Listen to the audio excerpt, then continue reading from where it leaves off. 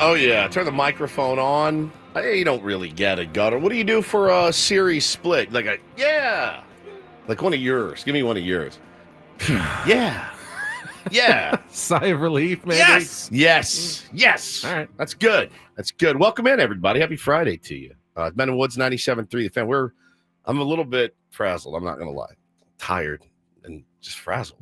Just a little out of it today. It's Friday. And we have an interesting show. We have a lot of moving pieces today, a lot of comings and goings, if you will. We'll explain in a minute, but it is fantastic to be here with everybody this morning. Thanks so much for making us a part of your morning. Hopefully we can bring a smile to your face every now and then. Talk a little Padres baseball and life and all that fun stuff. I'm Woodsy. That's Paul Rhino. He's the executive producer. Good morning, Paulie. Hey, how are you? Doing great. Paulie's got the City Connect Friday hat on. I love it. He's always so theme gamed up. It's great. Except when we're actually at the game in Philadelphia. It wasn't a City Connect night. It was not a City Connect night. It was their City Connect night, I believe. Ben Higgins is your friendly neighborhood sports anchor. He joins us as well. Good morning, Benjamin. Good morning. I apologize because I'm going to leave you hanging in the second half of the show. It's all right. I feel a little bad about it. Don't. But it's cool that you're here. Actually, I was actually going to take the whole day off. We're going on family vacation this weekend, but we're not leaving until 9. So I thought, well, let me come in and do the first couple of hours with my guys. What a mensch. What an absolute mensch. The first thing I said, we walked in together. We pulled up to the building at the same time, and I go, what the senioritis is going on today? Yeah. We're like, you have it where you're like, all right, I got one more day of work. Yeah. And then tomorrow vacation starts. You're like, no, vacation starts today. I'm still coming in for a half day. It's very sweet, and it's very much appreciated. Can I admit something? Yeah. I actually like doing this job and working with you guys. Yeah, I feel the same way. I'll be going, well, I mean, I'm leaving you guys next week, but I was telling Paulie, I go, I'm 8 hours ahead. Like, I'm calling in every day when I'm gone. Like, You're going to call in from the future. I'm going to call in from the future. And and probably like 4 or 5 beers deep. The pub. Okay, so it's 6 a.m. here. It's 8 hours ahead. What time is that? 2 o'clock in the afternoon. It's Guinness time. At the old sod somewhere. Yeah. The old Mancunian. The old Bell End. That's where I'll be. I'll be drinking beers at the Bell End. I like this show a lot, too, and I like you guys a lot. And I love the tier ones as well. So, there's a commitment that this show has made to, wanting to do well. And then when I get back, I'm only in town for about another week, and then we go off on our family vacation to Hawaii. And I'm taking the equipment with me, and I've committed to most days getting my ass out of bed at about 2:30 a.m. to come do this radio show because they're 3 hours behind in Hawaii, and got a great place to do it. Great place to do it in the house. There's an extra room. It's just the time is going to be rough. Now, when I go on vacation, I'm not with my family at least. I'm not going to be out pounding, Hawaiian lager till Mai Tai. Yeah, till midnight. Lava flows. Bro, when I go there, I just want to relax. I don't want to I told Hannah this time, I go, look, last year we had all these drives that we had to do, and driving in Hawaii is a different thing altogether. It's beautiful. I mean, you're like, oh my God, look at all this beautiful stuff. One guy has a blowout on the 2-lane road. You're there for 4 hours. We had a trip that should have taken us about 45 minutes. It took 2.5 hours because somebody had an accident. And you're sitting on this one road going, but no one's in a hurry because they're on island time. Like, no, there's no get this guy off the side of the road. Nothing. There was an accident. So I'm an island boy, and I've been trying to make. So I told her, island boy. I said, this year, please, let's not plan much because I do have to work some. We'll go do like the boat ride and some hikes and stuff. I said, but my ass got to be in bed watching the Padres game when I'm out there because I'm going to come in and call in and do the show, bring the equipment out there. Hopefully that works. Is it like 3:40 starts out there? Yeah. It's not bad. It's pretty good, man. That's not bad. I think I've told this story before, but I think my wife gets that thing too when we're on vacation. Is everyone having a good time? She wants everybody to have a good time, and I'll never forget this moment. It was like this pivotal moment. We were sitting. There's an ice cream shoppy down the road that we walked to. It's amazing. It's amazing. And Padres are on my phone. Bo and I are eating an ice cream cone, and we're sitting on this picnic table that is literally right next to a dumpster. I mean, it's a picnic table, dumpster, and here's Bo and I watching the game on my phone, eating ice cream, and she's hovering and panicked. Like, is everything okay? Are you sure you don't want to do anything? And finally, she had asked me so much. I go, hey, I'm good. And I said, in fact, I've never been this good. This is my favorite moment of my entire life. I haven't been this calm in 40 years. I said, I've never been happier. I don't need to go anywhere. I need nothing. You couldn't offer me anything. Well, maybe one thing that I would have taken in that moment. But other than that, I've never been happier. I'm watching baseball with my son. I'm eating ice cream next to a dumpster. This is what I was made to do. And so when I go over there, that's all I want to do. I want to eat ice cream next to a dumpster. I want to sit on my ass. I want to look at the sun. I want to go into the ocean for a while. I don't need to do anything, but I digress. We're all, there's a lot of moving parts this month for this show. Brandon in our chat says between Philly, London, and Hawaii, your frequent flyer miles are piling up. I mean, has any three different do you actually even put in the number for the frequent flyer miles? I because did. You're not good with the club point thing. I did in Philly. Okay, good. I have now a British Airways account. Yes. For all those British Airways flights you plan on taking in Has the any future. radio host that had ever traveled that much in a 30-day span not for work? It's a lot. I'm trying to think. I'm sure like Boomer Esiason has done NFL things. He's like, I got to go to SoFi Stadium this weekend and then back to New York for 4 days. And then I'm going down to the Bucks game or something like that. I'm going to put an incredible amount of mileage on this ass on my butt for the next month or so. But yeah, man, I'm excited about all of it. And again, the moving pieces though is that's what we've committed to doing, is saying, hey, we still want to be there to serve the audience as best as we can. Oh, I can use my American Airlines frequent flyer on British Airways. Hot tip from Gator Padre. Thank you, Gator Padre. Good to know. Now, your vacation, this is what's funny because I feel like over the last few years when we first started this radio show, it was Fancy Ben. And we used to play the Fancy Ben song and everything he did was fancy. I think I'm much fancier than you now. I really do. I think I'm maybe surpassed me. I think I'm the fancy one. Maybe that's my new theme Hawaii song. And Breckenridge and going first class. Telluride. I'm sorry. Relax, Breckenridge. I would never. Of course, you'd never. Beneath me. You end up in Vale before too long. Oh God, never. Tourist flying trap. First class to England this month. Dump Aspen. Yeah. Terrible. Maybe I'm the fancy one, but you're this trip that you go on every year with your family. I love it. And I do want to tell Hannah, I want to do this trip. Not with you guys, on our own as a family, because it sounds incredible. Tell everybody again what it does. Yeah, we go every single July. It's my family, my brother, my sister, my parents, and we go up to near Solvang, which is just beyond Santa Barbara. And we always just do 3 nights, and it's kind of like a guest ranch where there's golf and tennis and horseback riding. And, you can just pool, just kind of fuel. There's a fuel there. Swimming pool. I'm gonna dip my feet in the Pule all week. Go to the game room and shoot some Pule. Some Pule. The food is really, really good, I which heard is the always food is fun. the Yeah, best. awesome food, and just very relaxing. It's just peaceful and bucolic. Now the drive sucks. Oh, it's all day. It's through LA on a Friday, all day long, and I've never found a really good way to avoid it. So There's no good time to leave. just grant.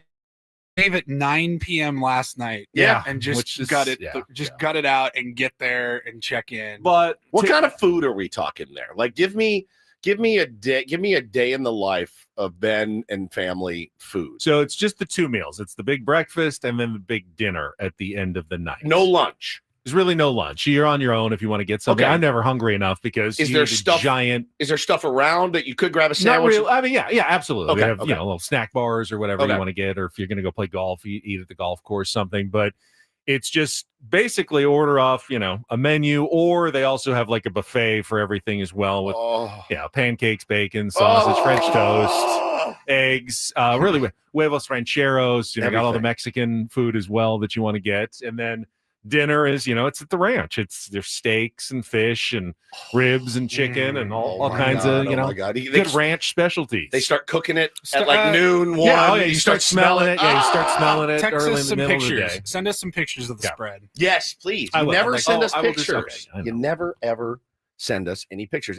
Good wine up there. Good wine. It's Really wine good country wine. up there as well. How so. close are you to like Sideways, Very right there. I mean, in that same. the hitching post? Yeah, we were 2 miles from the hitching post. Like, it's on you to send us pictures because we all do I a know. good job of not bothering the other Right. when somebody's on vacation. We don't want to be like, hey, Ben, send us some content, send us some pictures. But like, we're not gonna say, if you send us stuff, we're not gonna be like, don't talk to us, you're on vacation. Yeah, Like, no, we don't if you do wanna that.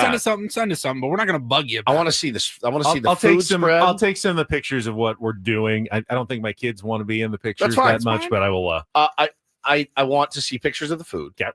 I want to see pictures of you in the Pule with your shirt off Thank you. in your bathing suit. What do you call it? Do you call it bathing suit? Bathing suit. I think I do too. What You're do not bathing. What in else? it, though. Swim trunks. Swimsuit. I don't like Nothing- trunks. What really works? I like swimsuit. swimsuit. I like swimsuit. I've always said bathing suit. I think I have two, but I think I'm you're going to not switch bathing. it. Why You're not bathing at all. No one's bathing. No. I want to see pictures of you lounging by the pool. I need them for my Working on my golf tan. and Yeah. you're going to get to play a little golf, which is great. How Yeah. are the courses? Really good. Yeah. It Tough. does sound like an incredible family vacation. We've talked about. I'd like to get that tradition going in my house. We've talked about maybe even later this year or certainly next year. We want to do like the coastal, maybe all the way up to the bay, Oh, maybe yeah. not, but I want to go to Big we want to Sur. we want to get first step is Santa Barbara, stop there, hang out for a night or two, then keep going. We want to go like Carmel, Yeah. Big Sur, like Oh. just take a week and go up the coast and back. Yeah. The drive on the one is slow, but it is gorgeous. Yeah, I've if never you done ever it. Do it. Never So, done it. I yeah. need my kids in the back seat going, "Oh, Big Sur." You Big know what Sur. I mean? Big Sur. Like, Dad, are we going to Big Sur? That's what I want. I want them to see it. I want to do that trip too. That sounds like the best trip every year. Always is. Always is. Always look forward to it every single What's summer. the drive going to be? It'll be 9 a.m. You're going to leave here. You got to take your dog to the taking Pound? the dog to the border, not the Oh, pound. sorry. You to gotta the go all the like to the you're border? 45 minutes Yeah, north the of the dog border. border. You got to go all the way south. to the border down in TJ. No, not the border. Let them the just run across. border. The border. Okay. And then just up the freeway. You'll hit traffic in Orange County. You'll hit traffic in Los Angeles County. You'll hit traffic in Santa Barbara. There is traffic What are we talking here? 6, 8? everywhere. Yeah, with a stop for lunch, probably 7.5 hours. Do you have a stop that you go to?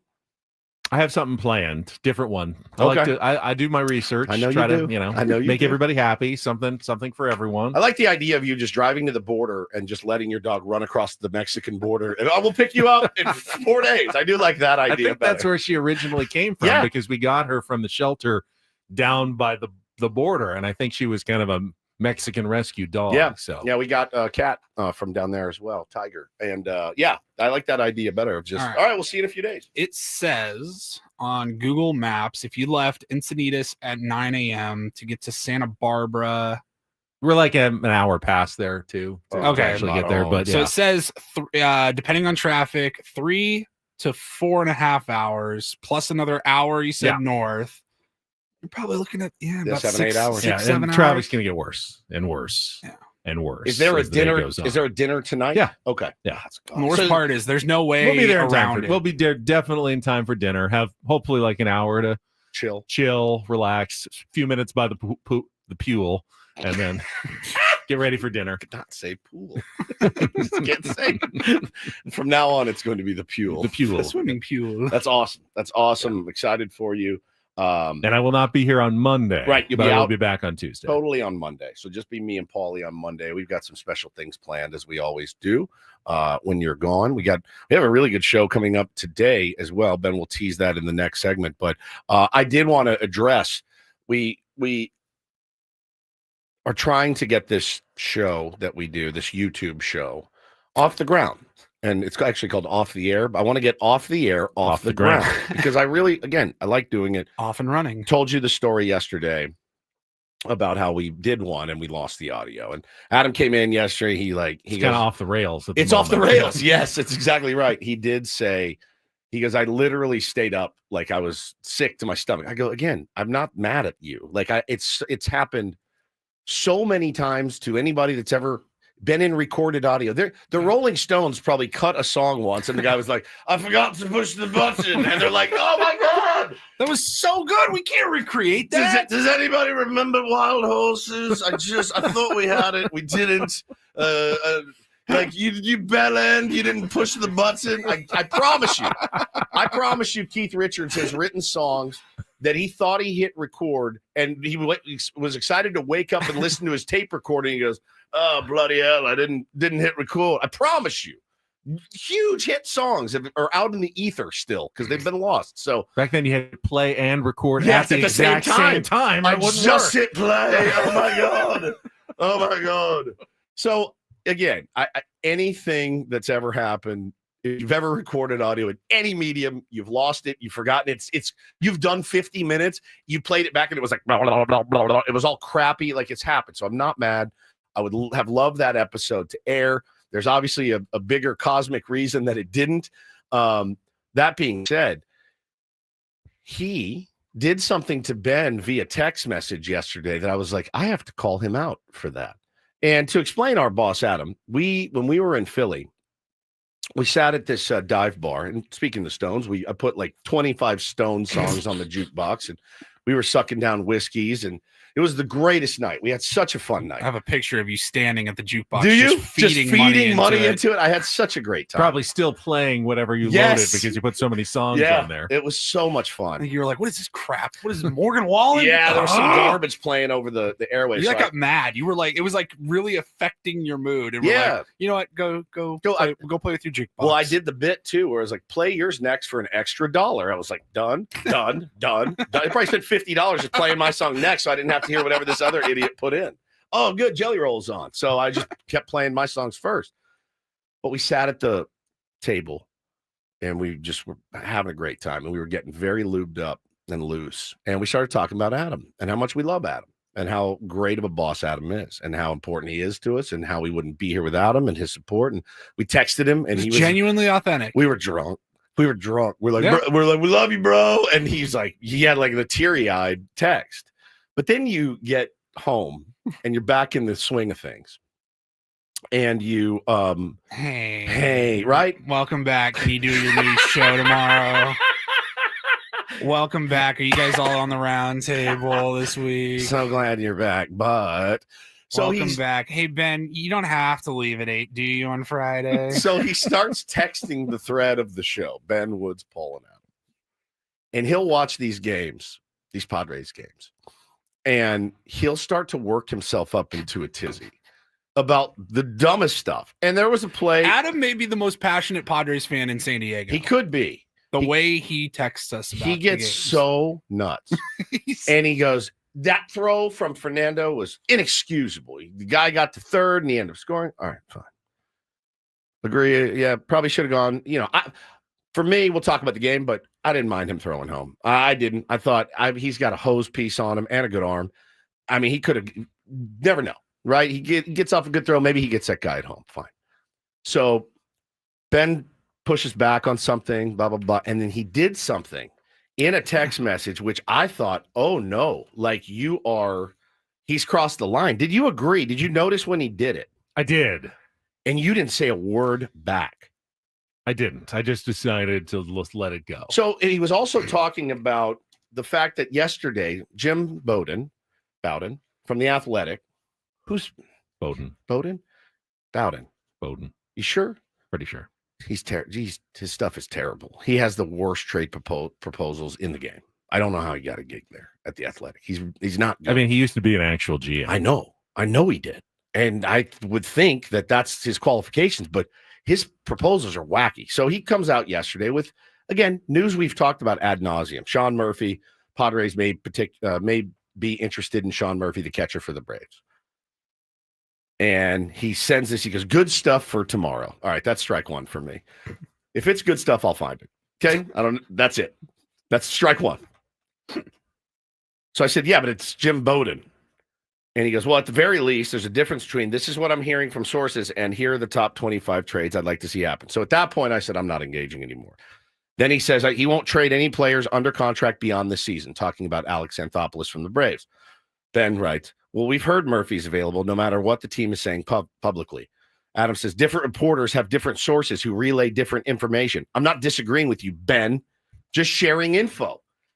When he hit you with the Ben, I went, what's this guy's effing problem? Has he lost his mind? Originally, I thought, well, maybe he's differentiating between a response from one of you two as opposed to mine. Like, this is a multi-person thread, but neither of you responded. No, so I never responded.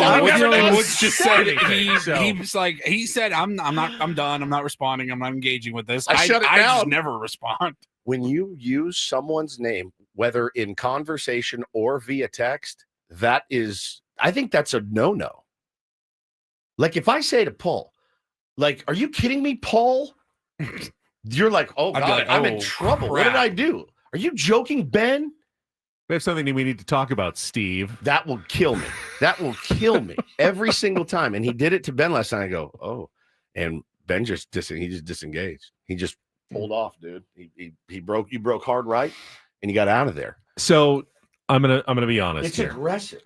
There's a calculus. If I text back, I know I'm getting roped into a 9-10 text back and forth thread, and I can defend myself on absolutely.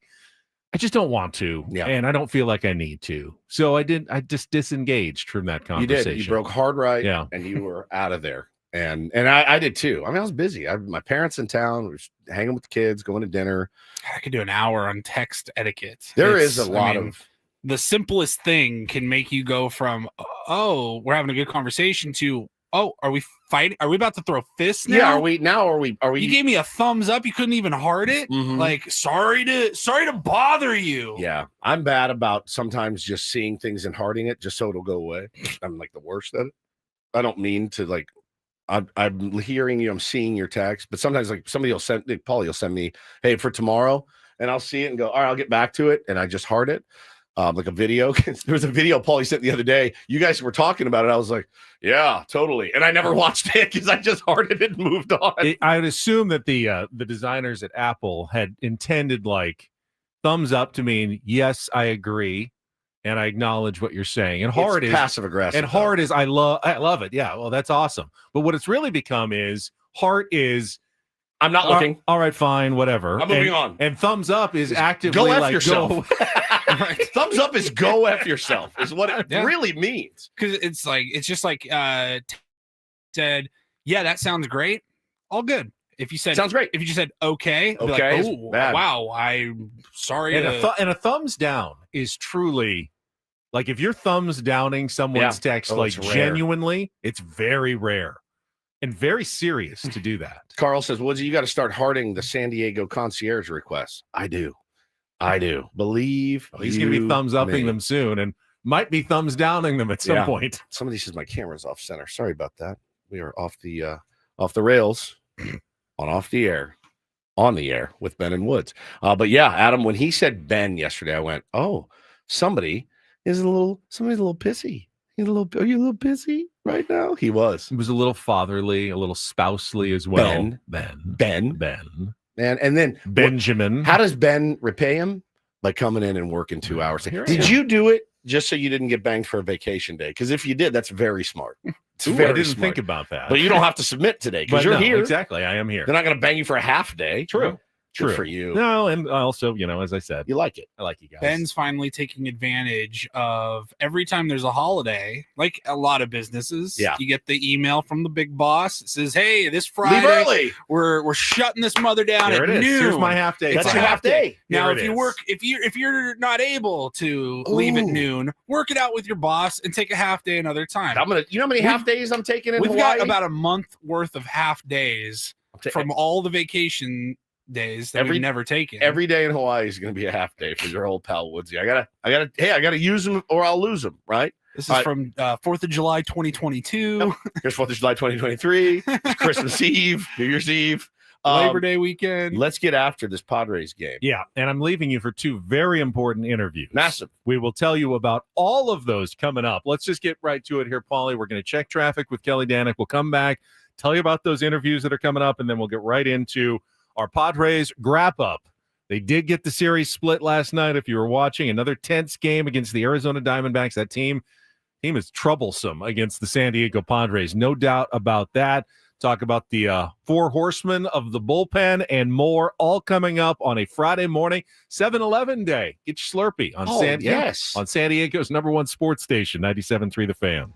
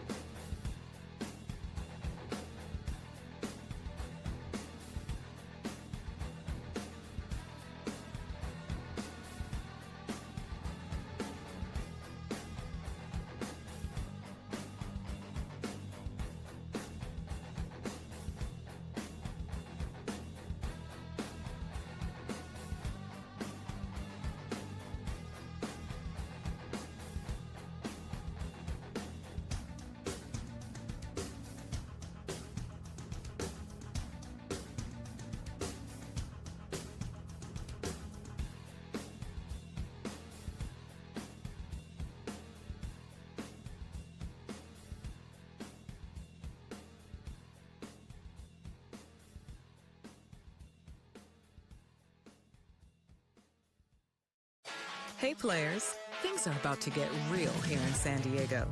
Introducing the all-new Jamul Casino Resort. With a 200-room hotel tower, exciting new eats and drinks, plenty of new places to play, and a luxe spa and salon. Hello, rooftop pool and deck. It's where players can play their hearts out and enjoy all the perks that come with it. It gets real this summer at the all-new Jamul Casino Resort, the players' place.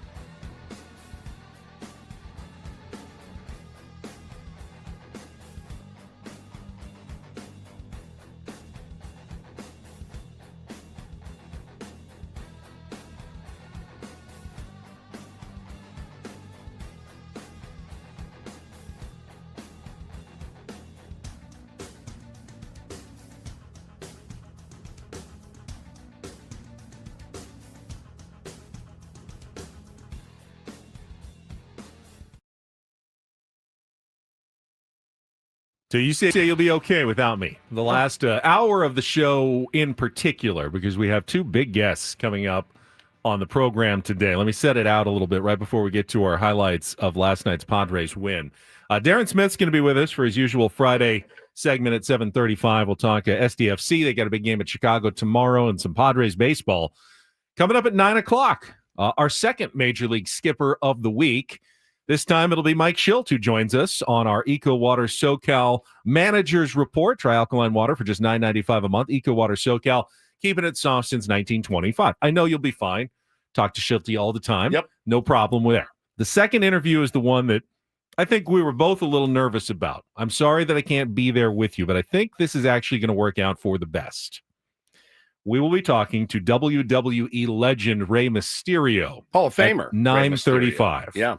this morning. Mm-hmm. I, of course, have gone on record. I've never been a wrestling guy. I don't even really totally understand the appeal of the whole thing. So it's possible that me not being there for the interview could make things more comfortable for you just to have a nice little, tete-a-tete with Rey Mysterio. I do feel like you would say something offensive. Possibly. Oh, yeah. That's what I was really, really nervous There's actually about. little doubt in my mind. There's actually little doubt. Yeah. Yeah. And this is about the Survivor Series, of course, coming to Petco Park in November. Yes. Mhm. November 29th. And they're starting to get the word out and tickets. And this, of course, is going to be a massive event in San Diego. Whether it's a massive event for me, I will acknowledge a massive event in San Diego with diehard fans who are incredibly excited about this opportunity and the first ever Survivor Series coming to like a big stadium venue like Petco Park. And, we made a commitment earlier in the season or early in the year to be a little bit more open-minded as a show. We got SDFC here and we thought, man, that's cool. That's Major League Soccer. Be into it, right? Let's not be haters. And, we just talk baseball. Like, let's try our best to embrace SDFC. And I think we have. Now, again, we put good guests on to talk SDFC because they're better at it than we are. Correct? Like, Right. That's why you do that. And I have no problem doing that. I will never be the sports radio host that says, I know I'm going to speak confidently on the NBA or the NFL. Baseball, I feel pretty confident. But like with this one, Benny, I at least have some former love, major love of wrestling. I grew up a huge wrestling fan, huge. So this is pretty cool. And man, I don't know if there's a San Diegan that reps San Diego harder than Rey Mysterio. I really don't. I mean, the guy is as San Diego as it gets. Chula Vista, born and raised. Has it always been stud. the same Rey Mysterio, or are there multiple Rey Mysterios? No, it's the same. He's got a son that Dominic. wrestles too, Dominic. Okay. And they actually had a little like Dominic went heel. I learned all this. I did my research. He did a little heel turn and Talked to a couple of buddies last night. I said, hey, we got Rey Mysterio on the show tomorrow. people lost. Yeah. Me too. My friends lost their minds, and it's wild. We've I remember never. when we got offered the opportunity and we're like, hey, do you guys want to do this? And I sent it to you guys. I said, look, like I know it's different and maybe that makes it uncomfortable a little bit, but just to use the worst trope in sports radio history, like if there's a Mount Rushmore of San Diego celebrities, I don't know how you don't put Rey Mysterio on there. He's one of the biggest figures to ever come out of San Diego. I think he's got 5 million Instagram followers. Like, he is a big deal, and the guy just bleeds. He bleeds San Diego. His theme song was the I think it's POD 619. Yeah, it's great. See, now I don't even know the. I knew 619 was a San Diego area code as a kid in Washington because of Rey Mysterio. The etiquette of interviewing a WWE superstar. Are you interviewing them as their character, or are you talking to them as themselves? I think you're talking to him as himself. I don't think he's going to be doing bits. I think his name's like Oscar Rubio. Yeah, don't call him Oscar. I wouldn't do that. I wouldn't do that. But he grew up here. He went to Montgomery High School here in San Diego. Yeah, his finishing move is the 619, which is just the best. So I'm very excited to talk to him. Watched a little bit of an interview he did last night from a couple of years back, and yeah, he's our age. I thought he was 50. older than us. He's 50. Yeah.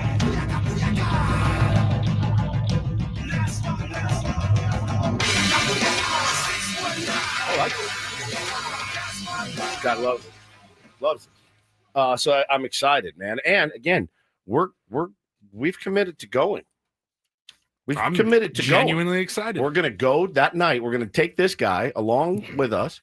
We're gonna go out. We're gonna have a few pops with the tier ones out there, and we're gonna go watch some live wrestling. And I hope you come away with it with at least an appreciation for what they do, because I know I've never not appreciated I know what was it that really stuck in your craw? The choreography, athleticism. What stuck in your craw? It was like the stats.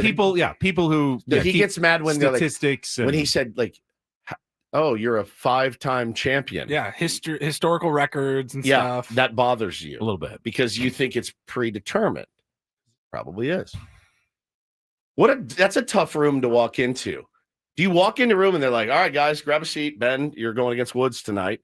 And Ben, I got bad news. Woods is going to beat you for the championship. You're like, I worked so hard. I trained so hard for this moment. You're like, okay. And I walk in and you just I gotta.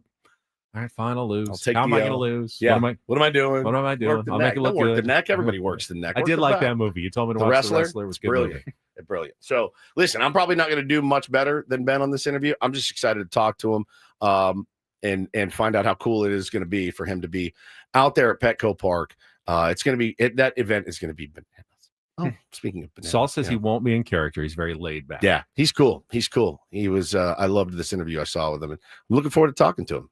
So I did more research for Rey Mysterio than I did for Mike Shildt. And he's only got a few minutes. This it's short. This is not a 20, 30-minute interview. This is just kind of get to know him quickly, talk about the event. I don't know if he's like throwing out the first pitch or whatever. I think he'll be at Petco tonight. Nice. They're doing like a bunch of media day type interviews and stuff, like morning till night. He's jamming all day. So we only got him for a short time. Because it's not like, as far as I know, and I could be mistaken, as far as I know, like this isn't really a Padres production. It's not a Petco Park production. Like the WWE, when they come to town, they kind of take over. Yeah, they like rented it or whatever. Yeah. Like they run. This is our scene. Yeah, cool. Yeah.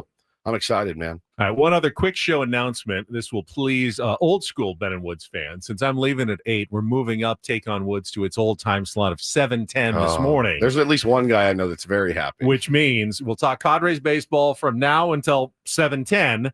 And then we'll play a little Take on Woods coming up in our next hour. But right now, let's get to it. Padres wrap up of a 4-3 win over the Arizona Diamondbacks right after a check of traffic on 97.3 The Fan. From the 855 Get Ross Traffic Center, protecting San Diego after accidents or injury, here's Kelly Danek. Pretty quiet around the county. Just this one thing to watch out for. Southbound side of the 805 before H Street. This car apparently hit some debris in the 2 right lanes and wound up stuck in the center divide. So tow truck on scene there. Just watch out for a little activity south 805 before H Street. I'm Kelly Danek with Ben and Woods, San Diego's #1 sports station, 97.3 The Fan. I love winning, man. I love winning. You hear what I'm saying? It's like better than losing. Any of the Padres win yesterday? Ben and Woods didn't. Yeah, absolutely. We've got you covered with all of the highlights. Oh, yes. It's the Padres wrap up. Brought to you by Jamul Casino Resort. Things are about to get real with the all-new Jamul Casino Resort with gorgeous rooms and exciting new eats and drinks. It gets real this summer at Jamul Casino Resort, the player's place. I want to go fast, but I want to go slow, and I want to go deep. 3-2. And Tatis swings, sends it in the air to deep center field. Thomas racing straight back. He is at the wall. This one gonna go dead central for Fernando. His 16th of the year, and now a 2-1 game here in the third. First pitch coming. Manny hacks it in the air to deep left field. Gurriel gonna watch this one. Gonna go! Manny Machado, a go-ahead homer. 16th of this season, and the Padres lead for the first time tonight. It's 3-2. Pitch on the way. And Bogarts hits it hard on the ground. Fair up the third baseline. That'll roll all the way into the corner. Sheets is on his horse. He's at third. He's going to be waved. Here comes the relay to the plate. Not in time. RBI double Xander Bogaerts. And the Padre lead is now 4-2. Runner from second takes off and delayed from first. The throw goes to second and in time. So Gridget got a late read on the double steal. And the Padres take full advantage. McCarthy at third now with 2 outs. Perdomo hits it on the ground at first, over the bag, diving attempt to rise, couldn't get there. It's into right field. That'll get a run home as Carroll trots in. And up to second base with his second double of the night, Geraldo Perdomo. This is a 1-run game in the top of the 7th. First pitch to him. And Naylor swings, grounds it to the right side. Cronenworth has it at first base. He'll bring it himself, and the ball game is over. Suarez, for the second time this week, a 1-2-3 ninth inning against the Diamondbacks, picks up his major league leading 27th save of the season. And the Padres are in a 4-game split with Arizona as they win this one by a final of 4-3. Mike, how good and how important has Adrian Morejon been for you this year? Pitched like an all-star tonight, I'll tell you that much. It's been fantastic. Listen, back in the bullpen's been a lot of our success, our calling card. Adrian's been tremendous, been fantastic, and the ability to use him and him to be efficient as he has allows us to use him more, and that's clearly important. Yeah, give me a home run from Fernando Tatis Jr. and Manny Machado, and I will take my chances. Yeah, every time. Most nights. Every time. You see when those two guys homer in the same game, their record is like 17-5 or something. Like 20-4. Yeah. It only happened twice this year. Yep. But it did, and they got to the magic number 4. Which almost always means a victory for your San Diego Padres in 2025 as they beat the Arizona Diamondbacks 4-3. Now, they left so many runs on the table again. Yes, they did. They left they could have scored 12. Padres went 2 for 12 with runners in scoring position and left 13 runners on base. They had runners at third with less than 2 outs. They didn't get home. Yeah. This could have been one of the most agonizing losses of the season. Fortunately, the D-backs went 1 for 10 with runners in scoring position and left 10 runners on base. It wasn't exactly the crispest game when it came to bringing guys home once you got them on the pond, but those canceled out. The Padres get the win. They get the series split, and they're now 4-3 on their final homestand leading into the All-Star break with the Phillies coming to town today, tomorrow, and Sunday to wrap up the first half of the season. Randy Vasquez got the start last night. Ran into trouble in the third inning. Ooh, man, I was scared. Going from the Dylan Cease playbook here. Looked really good in the first 2 innings, and then kind of fell apart in the second. Gave up 2 sac flies, and then loaded the bases. The Diamondbacks, huge mental mistake by Ketel Marte in the third inning on the double to the wall with 2 outs. I mean, he should have scored easily, and I think he may have forgot that there was 2 outs and didn't even waited to get a read to see if it was going to get caught. Didn't matter. He should have been flying around the bases. I couldn't believe it either, man. And it turned out to cost him at least 1, if not more runs in that situation. Kept the Padres down only 2-0. They get 3 or 4 in that inning. You wonder if the Padres can come back from that. But no doubt. They come right back with Fernando Tatis Jr.'s home run. So good to see it. He really looked like he was swinging well last night. I'm almost sad the All-Star break is coming up because he is starting to heat up a little bit. His 16th of the season. They would tie it up in the bottom of the 4th on a Cronenworth RBI ground out. And then Manny Machado, of course, gave them the lead with his 16th home run of the season. Just a Manny bomb in the bottom of the 5th inning.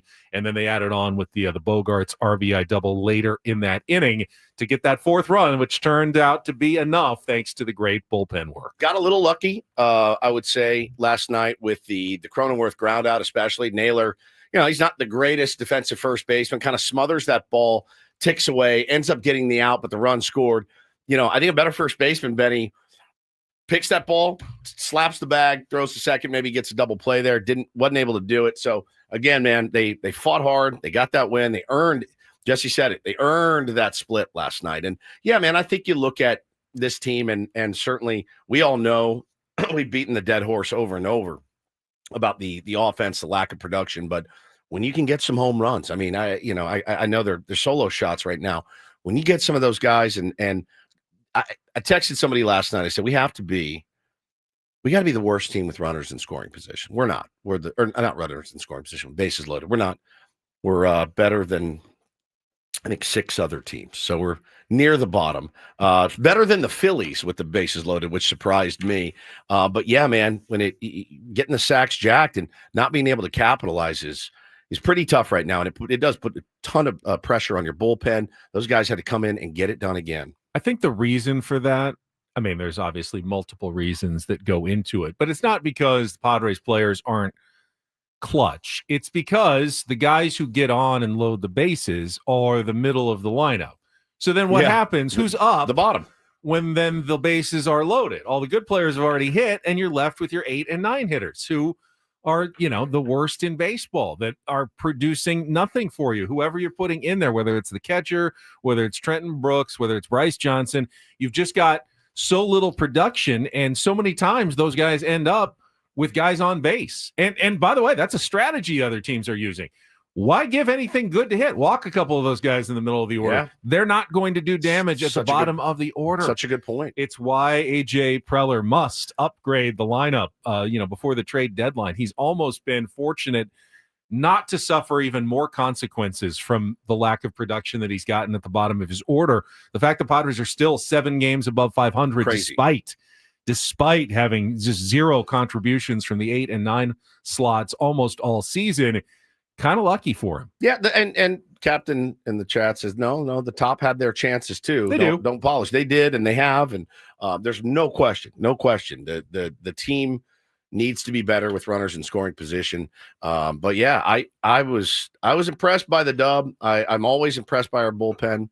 Adrian Morahone, has been phenomenal. And you thought he was going to break a little bit there, and he didn't. He was fantastic. So Adrian Morahone impressed me again, and he had to get out of two situations. He had to get out of Randy Vasquez's jam in the fifth, and then his own, which was a bloop single and a walk, but still had to get out of it. And there was a moment when Ruben Niebla went to the mound and was talking to him. And in the past, in his first few years in the big leagues, you looked at Adrian Morahone, and he had that little deer in headlights, looked kind of nervous and twitchy out there. Almost a little distant, too. Yeah. Like he's paying attention, but he's not really looking you in the eye. He looked both confident, calm, and locked in when he was just deep breath, like, got this. And it was so cool to see the growth of a guy who, we wondered, he's got a great arm, but does he have the 10-cent head? Is he ever going to figure it out? And to watch his growth to where he is now, one of my favorite things about watching baseball is see a player figure it out and get it the way that Adrian Morahone has this season. We always had, we've had Eno Saris on this show for a few years now, one of our favorite guests on Thursdays. And Eno has been saying for years, no, Morahone. And we would hang up the phone and be like, freaking Eno and this Adrian Morahone love. Like, and it was always in him. It was always in him. The stuff was always there. And credit and kudos to the Padres for being patient with him and finding the role for him. He's fantastic, man. We're dead and buried without him. So many of these guys in the back end of the bullpen. But Adrian Morahone really is the standout for this team this year and gotten us out of some huge jams. Jason Adam, of course, gave up a run, but, held on to the lead when he came in. And don't forget, Arizona's lineup they're good. They're good hitters in that lineup.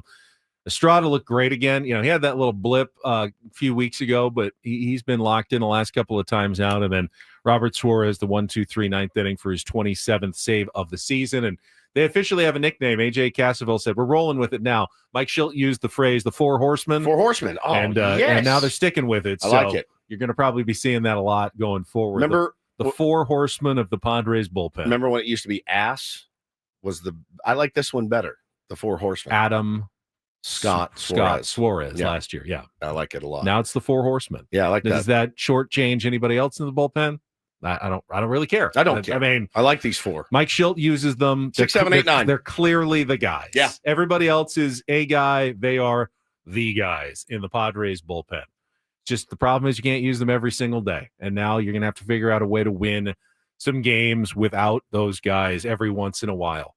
Because when you use them, the formula has been fantastic. You get a lead, 1 or 2 runs, you bring those guys in, 95% of the time, they've gotten the job done. Great work by Jackson Merrill to be extremely patient at the plate. Did not look like he was particularly pleased with any of those walks. He wants to hit his way out of it, but integral to the success of the team is Jackson Merrill, better quality of at-bats, and he gave you that last night. That was step one. You can't walk your way out of a slump. Got to crawl before you walk. You can force pitchers to give you better pitches to hit. 100%. If I'm not going to chase. Which then helps you get out of a slump later. I loved it. He hated it. We loved it. Also got some good news yesterday from one Michael King next on The Fan.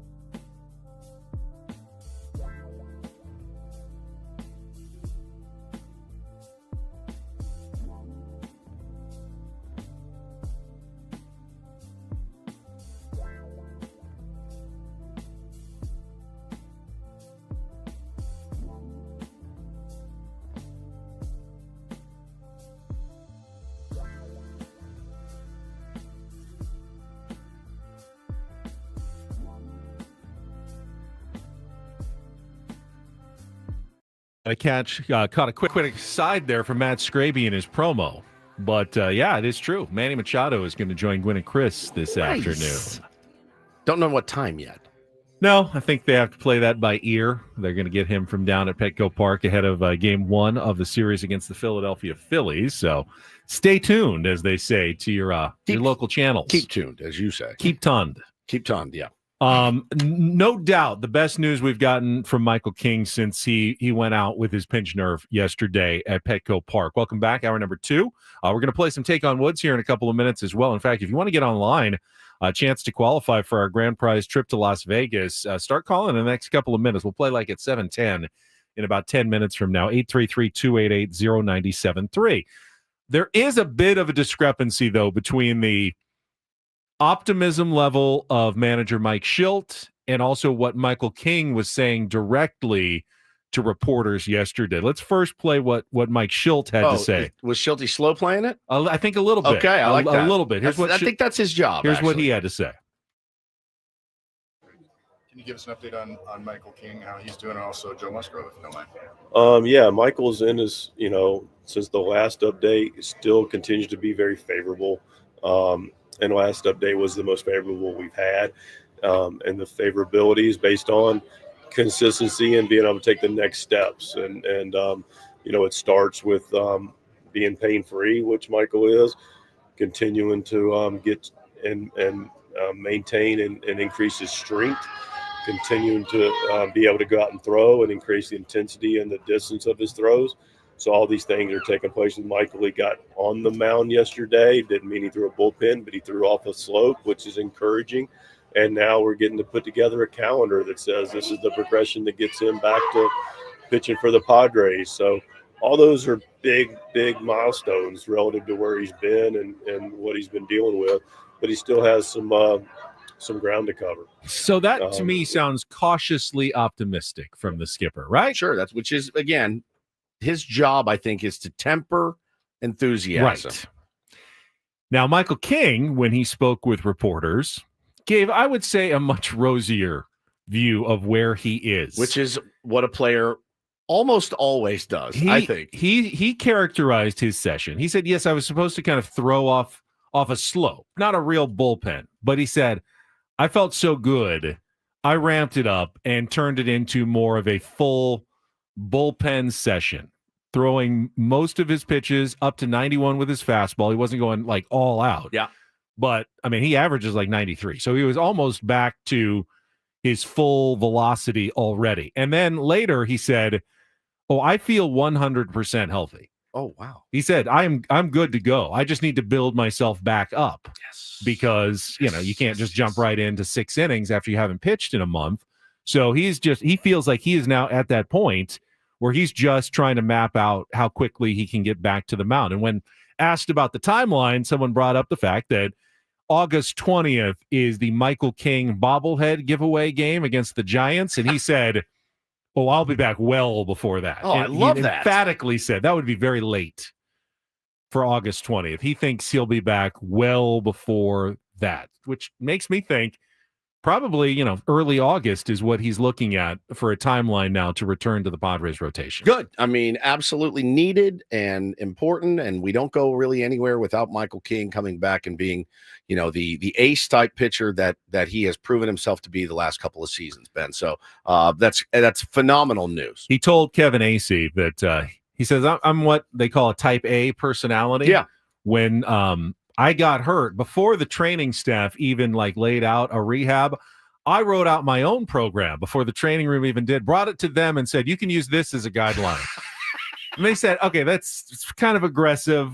Maybe we can meet in the middle a little bit here. You don't want to push yourself too fast, too quickly, which is probably why you hear the tempered expectations from Mike Shildt. He's listening to Mark Rogo and Ricky Huerta and Ben Fraser, and they're kind of saying, hey, yeah, he's doing well, but let's not bring him along too quickly here. We want him good for the rest of the season. And Michael's like, give me back to the mound. Give me back to the mound. I'm ready to go. He loves to compete. Now, the other just small part of this equation is that Sheila, his wife, very, very, very pregnant. like extremely any day now. And Gavin Sheets' wife as well. They're all. Oh, is that true? Yes, they're both about to have their first children. I saw they have the same due date. Gavin, oh, wow. I believe Gavin is having a girl, and Michael and Sheila are going to be surprised. You're right. I mean, if it could happen, like Sunday, Monday would be fantastic. Well, for Michael King, he's not going to be pitching. It doesn't matter. For Gavin Sheets, yeah, be great. Sunday afternoon, Sunday night. Sunday afternoon, Sunday night would be great. About 2 a.m. Monday morning. Gives you 4 days to adjust to being a dad, and then back to work, babe. I'll see you later. And then I'm off the road. He's on the road for 2 weeks. Oh, after that would be so brutal. After Sunday, we won't see them until the last 3 days of the month. That is bananas. Where do we go after this? So it's All-Star break. Nationals, Marlins, Cardinals. Okay. Nationals, Marlins, Cardinals. All right. East Coast trip. I mean, that would suck. Having a brand new baby at home, and you're like, I literally have to pack and go. I have to leave. I'm very sorry. For 12 days. For 12 days. Or whatever it is. I love you. I really do. I love you so much. I'll see you in 12 days. 2 weeks almost. Baseball players, male athletes, when they have a pregnant wife or a newborn baby, like you're just paying for whatever peace and happiness you can garner, right? Also the anxiety of, oh God, is it? Oh, it's right in the middle. Oh, it's right in the middle of the season. Oh boy, that panic that you feel. Like I have to imagine, I'm like, if you have, athlete money, and your baby is born, and like literally 3 days later, you're like, I'm gone for the next 2 weeks. The way I'm wired, at least you can't pay your way out of that doghouse. You can't pay enough. But I'm going to try. But I'm going to try. Paulie doesn't necessarily realize this, but Woods and I do. You're useless as a dad. For the first, I get that, but you still feel. Few weeks, but you're there to take care of her. You're there for support, but as a caregiver, you are useless. But you're there to make sure she's I know comfortable. Gavin Sheets doesn't have, Manny money or something, but I'm still like, I will pay to have somebody in this house with you alongside, like the entire time. They will help you. They will get you like time to rest. Well, by the second one, she'll be like, good, get your ass out on the road. You are unnecessary. Remember when I cut my paternity a week short. She's like, get out of the house, leave me alone, come back when you're off the air. Then that's what I did. Because if you're lucky enough, if you're a new mom, if you're lucky enough to have like your own mom close and a good relationship, they're much more helpful than the husband. Much more. I tried. I really did. I'm very happy for them, both of them. Fatherhood's an incredible journey. So ultimately, though, that is extremely good news for the San Diego Padres for the second half of the season. They're going to have to weather a little bit longer, obviously, without Michael King. But Yu Darvish is going to start again tomorrow, which was good news. He came out of the first start feeling good, so he'll be back on the mound tomorrow. Nick Pivetta will get the start on Sunday to wrap up the first half of the season. And welcome back Ryan Bergert, who returns from the injured list after taking the line drive off of his forearm, spent the minimum time there, and is going to be back and make the start tonight in the series opener against the Philadelphia Phillies. Padres are going against three nasty starting pitchers in this series. They've caught some breaks. They missed Paul Skeens twice. They have caught some breaks. They've also have not caught some breaks. They've also faced, as we have talked to with some of our guests, like yesterday, like Letters to AJ. They have faced some nasty pitchers, and they're getting three of the toughest starting pitchers in the National League back to back to back in this series against the Phillies. I think the mental side of this weekend is going to be really important. Which team can avoid looking ahead to the All-Star break? Which team can really focus in? Because you're at home. You can take 2 out of 3 from the Phillies. Even if you play sharp baseball, you push across a couple of runs here and there, you get some good pitching performances. There's no reason the Padres can't win this series. But, hey, if you get shut down by Wheeler and Sanchez like you did in Philly, and then Ranger Suarez might be even better than the other two guys has been so far. His numbers are also outstanding. He's going tonight. The Phillies have a chance to come in and really send us to the All-Star break on a low note. So this is a big series starting. This is another big series starting tonight. Yeah, Viva Padre says this is the Phillies playoff rotation. It's wild, too, because they also have Jesus Luzardo, who's racking up strikeouts at an alarming rate. How do they lose a game? Like, what's their problem? The bullpen has been rough, and as you mentioned, haven't been good with runners in scoring Yeah. position. Yeah. Oh, warmest congratulations to our friends Chris and Charisma. They have yesterday was supposed to be the day. it's 2 days ago. Just put in the YouTube chat. Summer Doherty, born 1:27 a.m., 6.9 pounds, Today. Wow. nice, and 19 inches. Warmest congratulations to Chris and Charisma, a couple of our most loyal tier ones. She was in the hospital bed yesterday with her iPad up watching Ben and Woods, and it warmed my heart so much. So welcome to the planet, the universe, Summer Doherty. You have amazing parents. Congrats Now, to is you it guys. summer because she was born in the summer? By the way, Summer Doherty, SD. That's not a coincidence. Elite. That is not a coincidence. If only there was like a baseball team around that had like SD Wouldn't all that over their be logo. so cool? Yeah. Congratulations. You could buy hats like Yeah. with the initials right there on it. So good. So good. Welcome to the summer. Maybe they'll grow up alongside Gavin Sheets and Michael King's kids. You never and know. They'll be like best friends for life. You never know. That would mean Michael King's here for a long time, which I would be very much That in would be favor cool. of. Yeah. Me too. All right. We ready? got a contestant on the line a little early today. Let's play some Take on What's.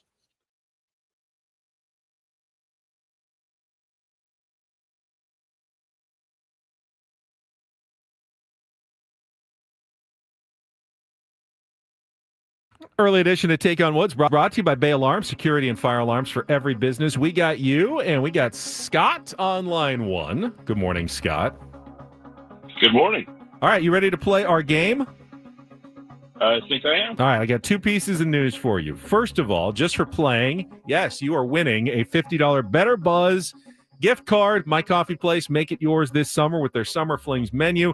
Try all their new menu items, including the coconut best drink ever. Check them out online at betterbuzzcoffee.com for a location near you. Also, if you can beat or tie Woods in our 5 questions of musical trivia, you'll qualify for our grand prize drawing trip to Las Vegas, Park MGM 2 nights, 2 tickets to Motley Crue on September 19th, and a $100 gas card. Get your tickets to Motley Crue September 12th through October 3rd at Ticketmaster.com. All right, business out of the way. It is time to pick your category. Here are your 3 choices, Scott. Pops music. Those are 5 song titles with the word Papa. In the mood. Those are song titles that begin with the phrase in the. And then our mystery category, which is the 2-second song, the 1-word title, and it will appear in all the other song titles. So a little different, but definitely gettable. So which one do you like? Pops music, in the mood, or the mystery category? I just became a new papa, so people will be upset if I didn't pick that one. Everyone becoming a new papa. Congratulations. Let's do it. All right. Today we have 5 songs and artists that all include the word Papa. You'll have 60 seconds to answer as many as you can. If you don't know one, say pass. We'll come back to it if there's time left on the clock. First question's that 2-second song. Give me the song title and the artist to score that point. Scott, are you ready to play? Sure. All right, let's do it. 60 seconds on the clock. Category is Pops music. Your time begins when 1 second. your time begins when Paul gets ready. I'm not quite ready yet. Well, just wait. You can just wait. There we go. All right. Scotty, you good to go? Paul, you good to I'm go? ready. All right, let's do this. 60 seconds on the clock. Your time begins when Paul plays the music. Good luck, Scott. Let's take on Woods.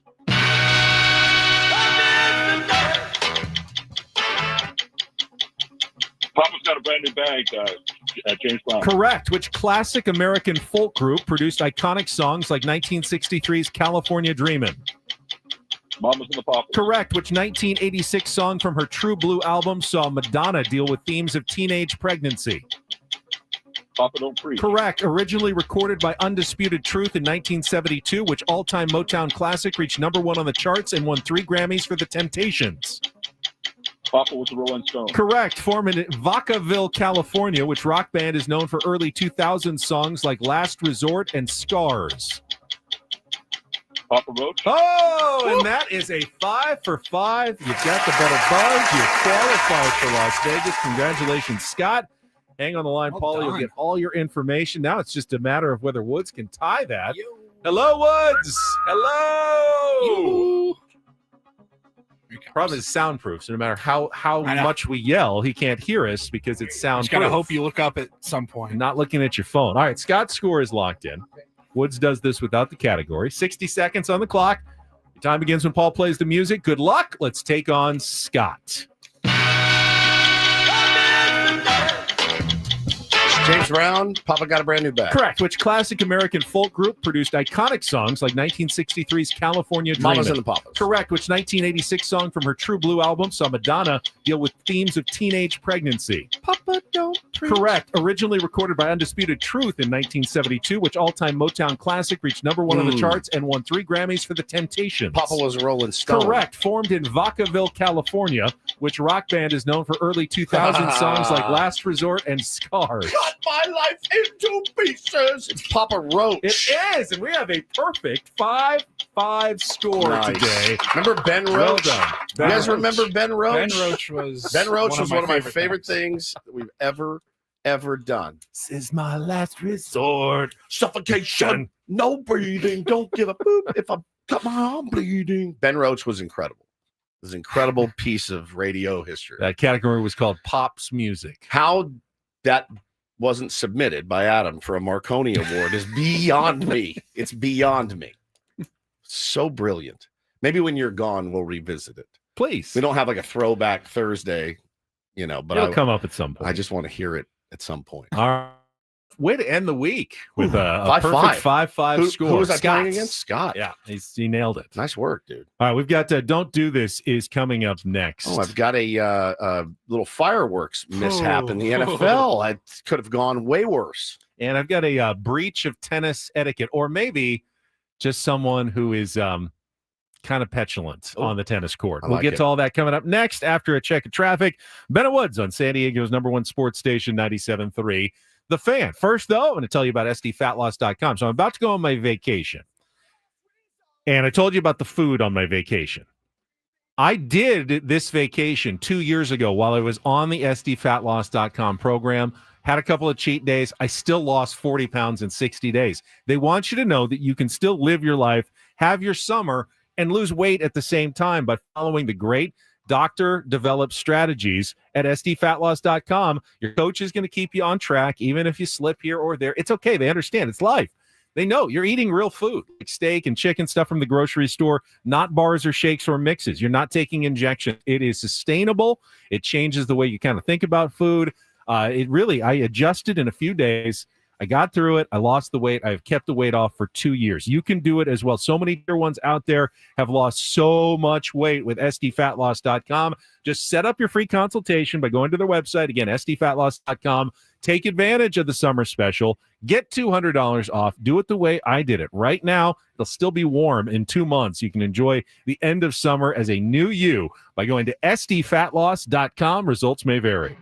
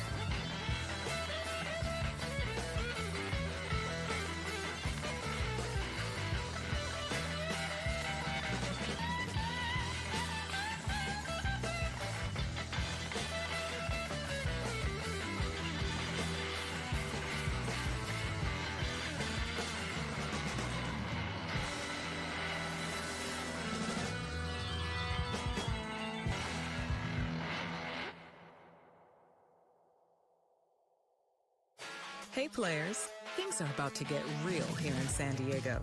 Introducing the all-new Hamul Casino Resort.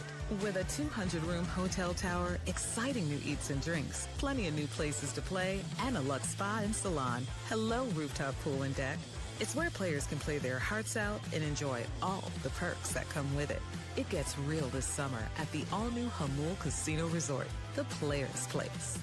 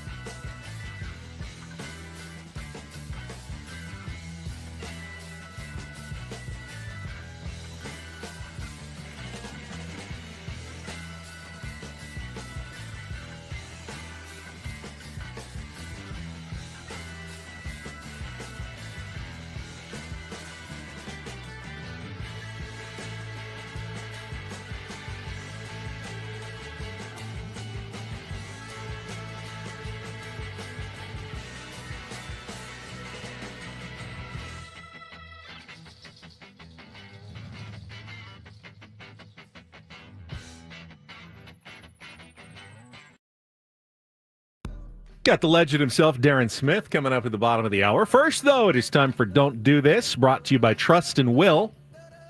Don't leave your entire estate, house up to chance if and when you die. Do. Set up a Trust or Will online at trustandwill.com. This is a lot more affordable than you think. Visit trustandwill.com for more info. I think that Don't Do This in this story, and I'm starting at Wimbledon. Oh, yes. Where they are playing the men's semifinals right now. I've watched way more Wimbledon this year than I thought I would. Yes. It's on at the gym. And when I'm on the treadmill, so I get like a good 30 minutes before my workout. And I've really enjoyed it. I used to watch more tennis. Yeah, I played in high school. So much tennis when I was a kid. Me too. I haven't watched as much. I love to play tennis, but I just I forget to watch it. It's and so when I cool. do put it on every once in a while, you can't try it. Right. Sit down and try to see walk if you away. can not walk away in 5 minutes. Like you're going to be there for a little while because you get hooked and you can't stop watching. Right now, my fellow Torrey Pines Falcon Taylor Fritz is even at one game apiece or one set apiece against defending champion Carlos Alcaraz in the first men's semifinal. But the Don't Do This story comes from yesterday's women's semifinal, where 12 Amanda Anisimova pulled off a huge upset, knocked off top-ranked Arina Sabalenka in 3 sets. And I was going, I haven't heard of Anisimova. What Eastern European country is she from? She's from Jersey. New Jersey. Yeah, born in Jersey, grew up in Florida. She's American. Right. And she's trying to become the first American since Serena, I believe, to win Wimbledon. And she's into the final. But during her match, now you tell me what you think. If you've played tennis, Paul, you played tennis. I don't know if you know this.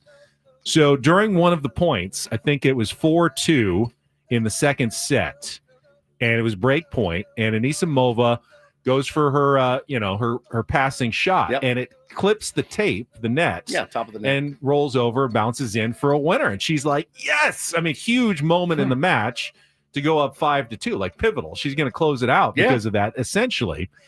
And she kind of turns around. They finish the match. After it's over, Sabalenka goes up to her, and she's like, why didn't you apologize when your ball hit the tape and went in for a winner? You're supposed to I mean, some will say in tennis, if you do that, like accidentally it hits the net for a winner, you're supposed to kind of sheepishly give, sorry, my bad, wasn't trying to do that. It's like, it's the known thing in tennis, but this is not recreational tennis at the country club. This is the Wimbledon semifinals. Yeah, I can't claim to know much about tennis. I played varsity tennis for 1 year in high school nearly 20 years ago.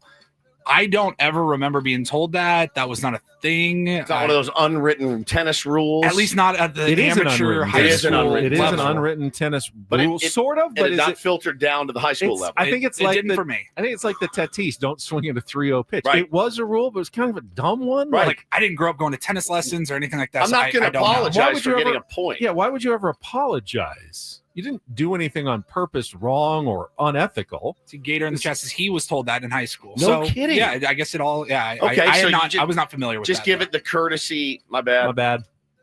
She didn't get the courtesy. I mean, she was excited. It's Wimbledon. I mean, it's Wimbledon. Oh, She's you never get been lucky this far. there. Oh, yeah. Nobody's intentionally doing that. Man, can you imagine? Tennis players are sensitive. I had no idea. Jay Cronenworth hits a lot.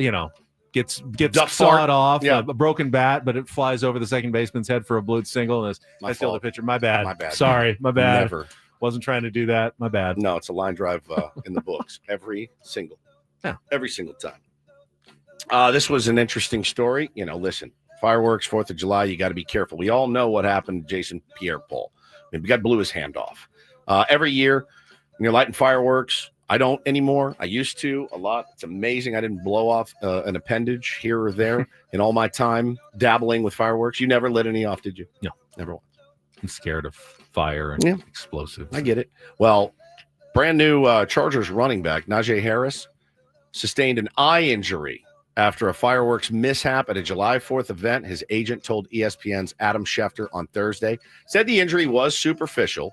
He is expected to be ready for the upcoming NFL season, but man, I'd say he dodged a bullet there, dude. I don't now. Maybe he did, but maybe he did. There are stories. I mean, that have rumors that have been going out that the agent is downplaying this. Apparently, he's had to make multiple trips to the hospital already for the superficial injury. Someone's in critical condition from this same accident. Is it possible that they don't want to let how bad it's getting out? I mean, I don't know. Oh my God! Yeah, one person lost his fingers in the accident, and someone's saying that Najee lost his eye. Oh my! We'll see. God. I mean, that's unsubstantiated. We'll you just said did not mean that is a pun. He'll see. I've heard Najee Harris pretty good dude. Yeah. I mean, obviously, I'm not a Charger lover at any point. You don't want to see a guy get hurt in a fireworks accident, but it is a reminder about how dangerous it is. Man, it would be. Somebody said, somebody tweeted, Najee Harris has played every single game since he's been in the NFL. Day one with the Chargers blows up. Saw a funny tweet this week. It said, apparently my unemployed neighbor with an unlimited fireworks budget wanted to wish everybody a happy 9th of July. Yeah. The first year I can remember, I didn't hear any. Not one. It's wild now. Being in San Diego for almost 20 years, where you don't get to shoot off fireworks. No, it's not a fireworks I grew up town. in a different part of the country where you could go to any corner in your town, fireworks stand, you can buy stuff, you can go out in your front yard or out on the street and shoot them off. Saw a buddy of mine on the East Coast in South Carolina. It was like 7 p.m. on the 4th of July.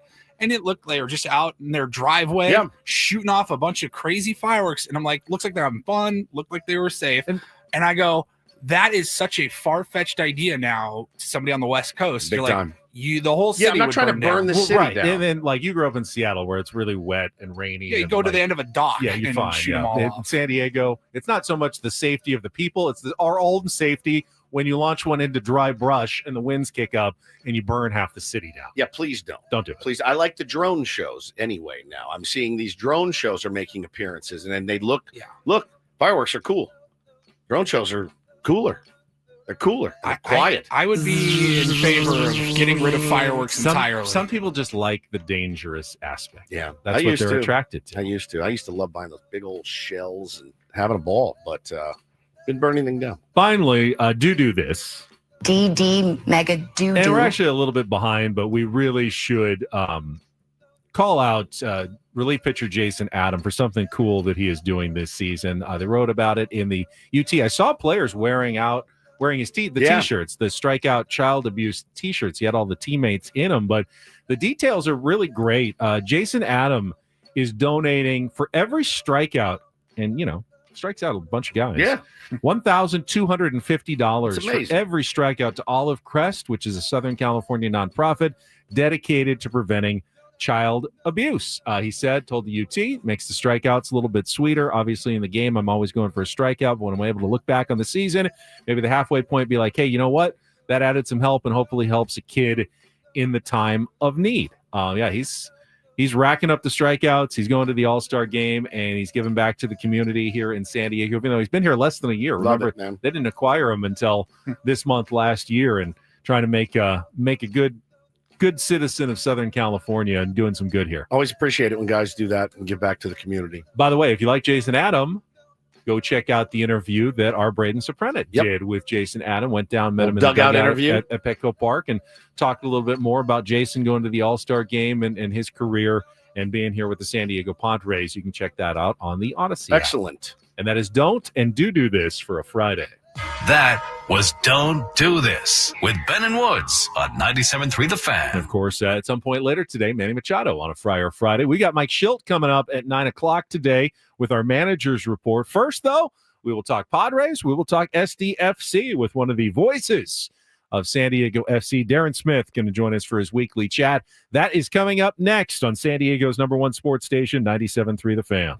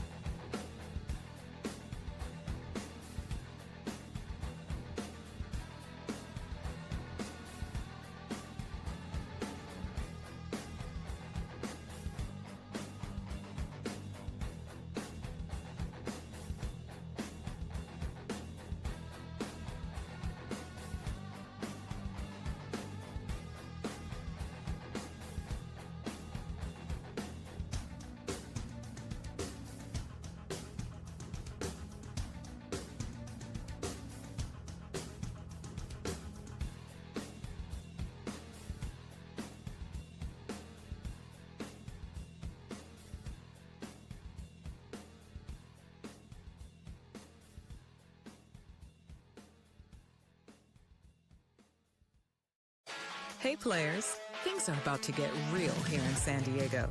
Introducing the all-new Hamul Casino Resort. With a 200-room hotel tower, exciting new eats and drinks, plenty of new places to play, and a luxe spa and salon. Hello, rooftop pool and deck. It's where players can play their hearts out and enjoy all the perks that come with it. It gets real this summer at the all-new Hamul Casino Resort, the players' place.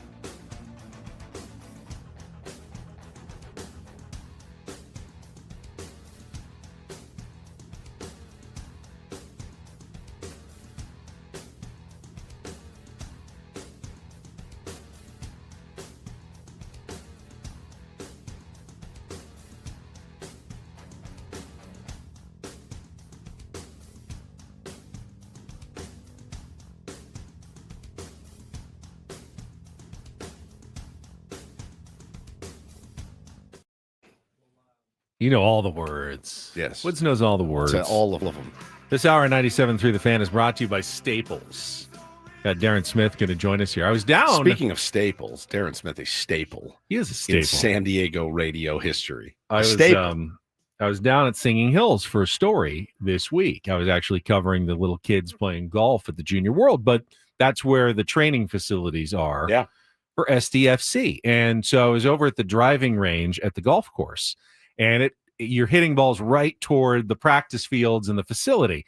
And they've got giant nets to protect everything, but there's signs that they put up and they say, hitting balls over the net will result in a swift penalty kick from SDFC. Yeah, kick you right in the nuts, dude. They're trying to be nice about it, but like, don't try to sky one into our soccer players over here. Please don't. It's a very San Diego injury to happen. You know, Chucky Lozano gets domed by your Titleist right in the eye or something. Exactly. Forget it. Yeah, be careful with those guys. They're working hard. Yeah, out they're on working the hard. They're pitch, playing great. In training out there, and they got a big game tomorrow in Chicago. We will talk with Darren about it right after this check of traffic on 97.3 The Fan. From the 855 Get Ross Traffic Center, protecting San Diego after accidents or injury, here's Kelly Danick. Got a vehicle fire southbound 5 right before the 15. It's over to the right shoulder. And speaking of the 15, crash on the Valley Parkway on-ramp to southbound 15. Further down, looks like they cleared that accident out of the HOV lane at Miramar Road. I'm Kelly Danick with Ben and Woods, San Diego's #1 sports station, 97.3 The Fan. So as someone who has, grown up in San Diego cheering for our sports teams, dying more than living with them over 50 years. Yes. There's a part of me, and I wonder if a lot of San Diegans feel this way about SDFC. It can't be this easy, right? It just can't be this easy. First season, top of the table, everything just going so well for the team.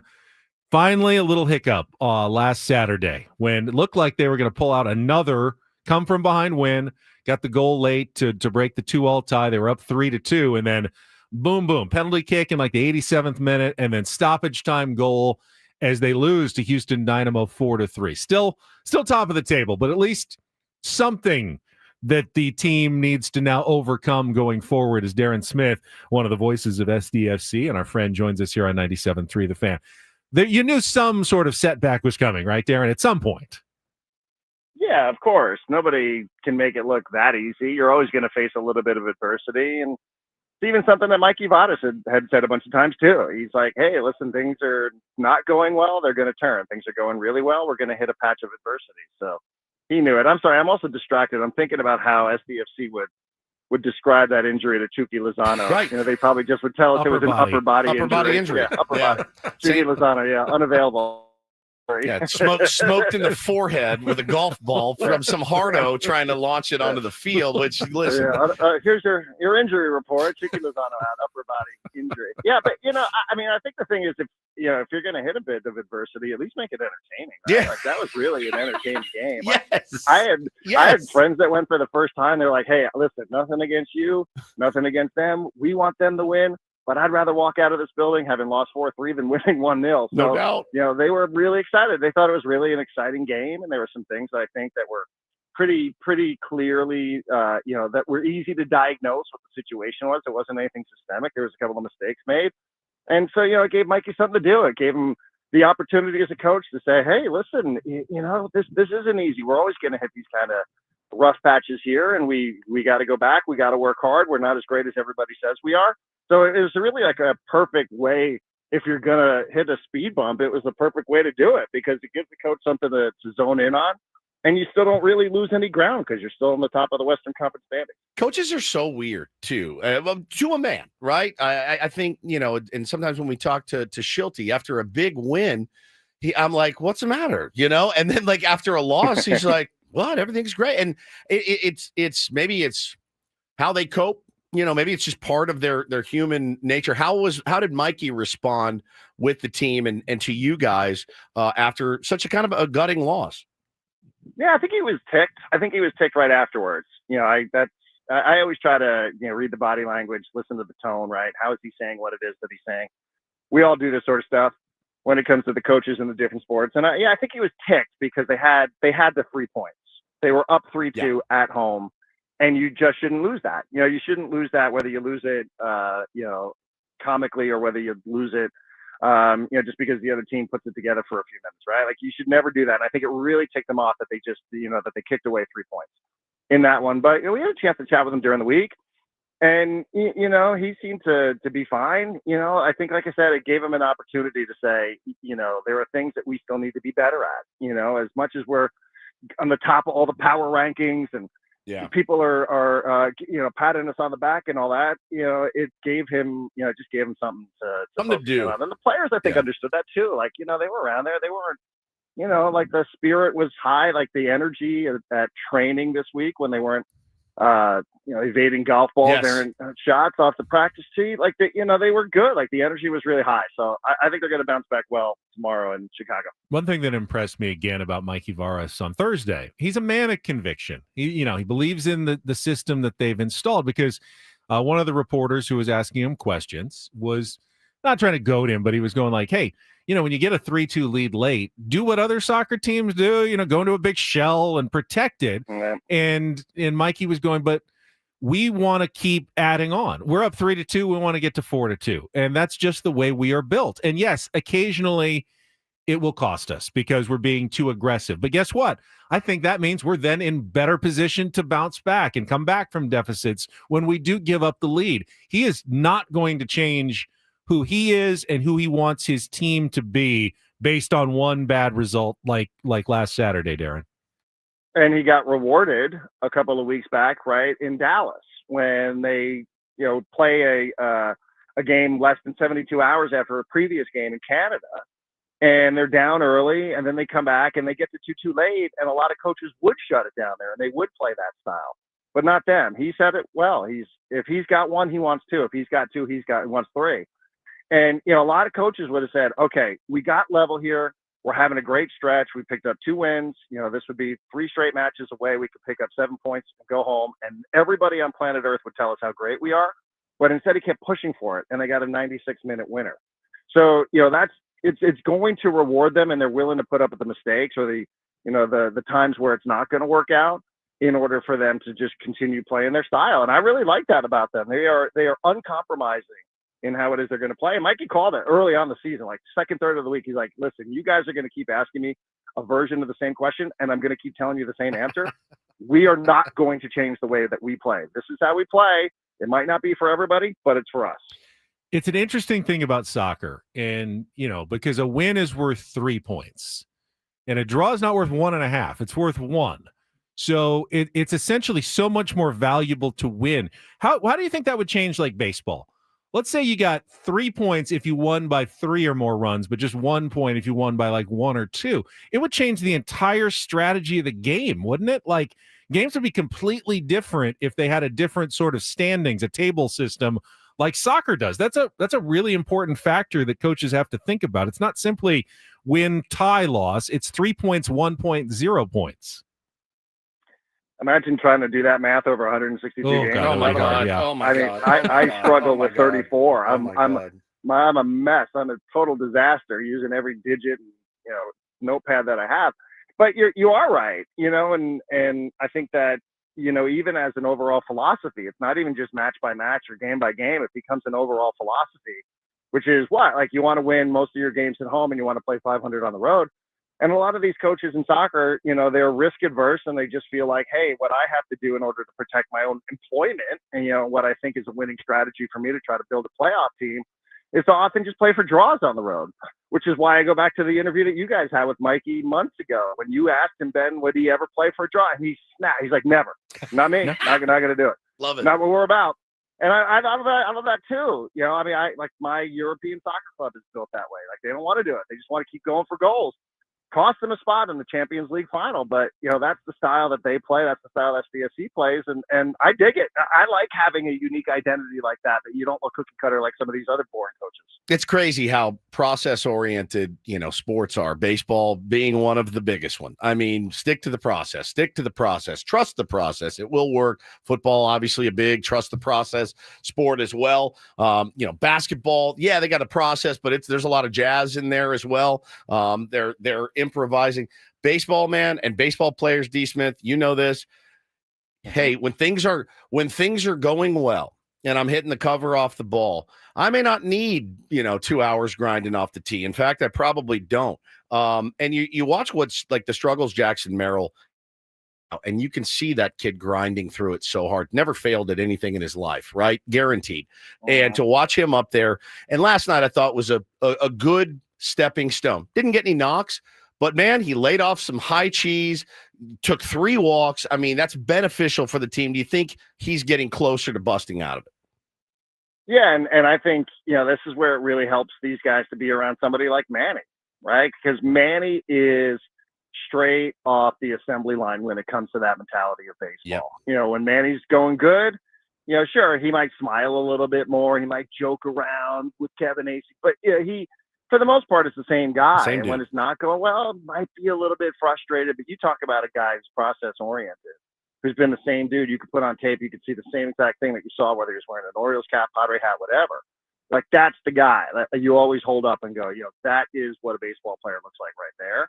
So I'm glad Jackson Merrill's into this second season and he's got somebody like that. I wish more guys would turn to Manny and say, like, listen, let's just take our cues from that dude about how it is that he just keeps the flow, keeps it going, levels his head out. Like it never, it's never the cliche of the too high. Like I love that so much about Manny. Are there things that people don't like about Manny, including me? Sure. But like that, like in terms of his just a whole approach to the sport, I don't know that there's like anybody better that I've seen than that guy at doing that. In some ways, Fernando Tatis Jr. is the diametric opposite of Manny Machado. Emotional guy. He is a very aware. You can see all of his struggles when he's struggling, but when he's going well, and we saw a taste of it last night, he can electrify not just a team, not just a ball, but he can electrify a city when he is going well, which is something you kind of need. Also, I wonder, do you think Mike Shildt, AJ Preller want to coach him into being more like Manny, or do you not want to break that be yourself stallion that the way he is just that's how he's built and just roll with it? And sometimes you have to go through those down periods with him. I think what Woodsy said, I think you gotta, you let guys be their authentic selves. I mean, can you tweak some things? Can you maybe remind them every once in a while that your body language maybe impacts other people? like maybe that's a conversation that you can have. But, we've all been around enough coaches and players through the years to know these dudes sniff out a fraud and a fake real quick. Yeah. This is the sport where it happens more than anywhere else because of the amount of time that y'all spend with one another. So that's a real good way to, just have nobody believe in you or have everybody turn against you, is to go in there and be somebody that you're not. I mean, doesn't mean you can't make some a couple of changes to your overall disposition. I think we all would agree. Maybe that's part of the conversation with Fernando, but for the most part, I mean, he is an emotional guy. Like, I wish we would see more of the good emotions last night. So hopefully, we get to see him do his thing. But you got to be who you are in this sport. Otherwise, dudes are just going to turn on you real quick. Couple more minutes before the hard out, top of the hour. Darren Smith joins us here on Ben and Woods this morning. He hates the term roller coaster, and if he's listening, I won't use it in our interview, Shilty. Hey, the up, down, win one, loss, win, loss, win, loss, win, loss. It's a kiddie coaster. It's a kiddie coaster. Yeah, it's like the little caterpillar at the fair. But it is what it is at this point. I mean, this is who they are right now, and man, Darren, it could be a lot worse. God, it could be a lot worse. You're seeing teams ripping off. Dodgers lost 6 in a row. I mean, I do think credit needs to be given for finding a way to win some 1-0 games and a bunch of 1-run games and throw a bunch of shutouts. I mean, it's been pretty remarkable with the sometimes lack of talent on this team that they're even where they are right now. Yeah, they could be better. I mean, things could be worse. Things could be better. But they've left some out there. They've left some out there for sure. Yeah, of course, and obviously that happens to everybody. I think I'm more aligned with that line of thinking too. When if you were to say, listen, let me factor in, let me tell you all these things that are going to happen. I'm going to tell you in March, these are all the things that are going to happen. What do you think you're saying on July 11th? Yeah, I don't know that many people would be talking about, hey, still within obviously shouting distance of the West. Yep. Not that I believe in that, but in terms of just what the overall record is. I think you put all that criteria in front of everybody. Like who's probably could have been a lot worse if you're telling me that there's no King for this amount of time and that Dylan Cease is just as confusing as anybody can possibly be. And I think Fernando would not hit more than a couple of home runs in months. Right. Yeah. Yeah, I mean, you just say, hey, listen, here's the list of things that are going to happen. You tell me what you think the record is going to be on July 10th. Oh, yeah. Or whatever. 35 wins. Yeah. Like literally 35. Yeah. Yeah, you'd be like, oh man, I'm probably showing off. Probably not great. No doubt. So, I do think, it's a sport where zooming out every once in a while is the most important thing. Have to do it. I'm reminded all the time of that Bill James line about what it's like covering a team that's hovering around 500. That's right. We talked about it yesterday. All right, hang on, Darren. You're going to stay with us, aren't you? Oh, good, because I'm leaving. Are you leaving? I'm taking off. Ben's out. I'm out. Are you going to hang? Thank you. If not, we love you. Game he's tomorrow. not hanging. I'm going to just say goodbye. Have a great weekend, bye, everybody. man. Woods and Paul back next.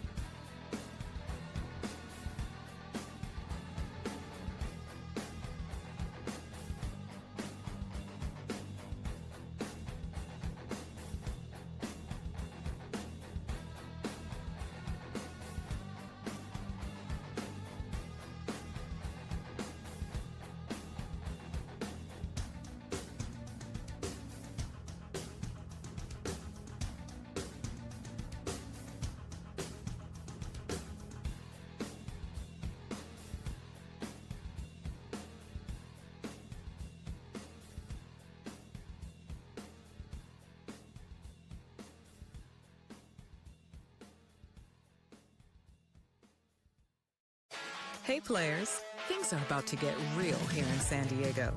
Introducing the all-new Hamul Casino Resort. With a 200-room hotel tower, exciting new eats and drinks, plenty of new places to play, and a luxe spa and salon. Hello, rooftop pool and deck.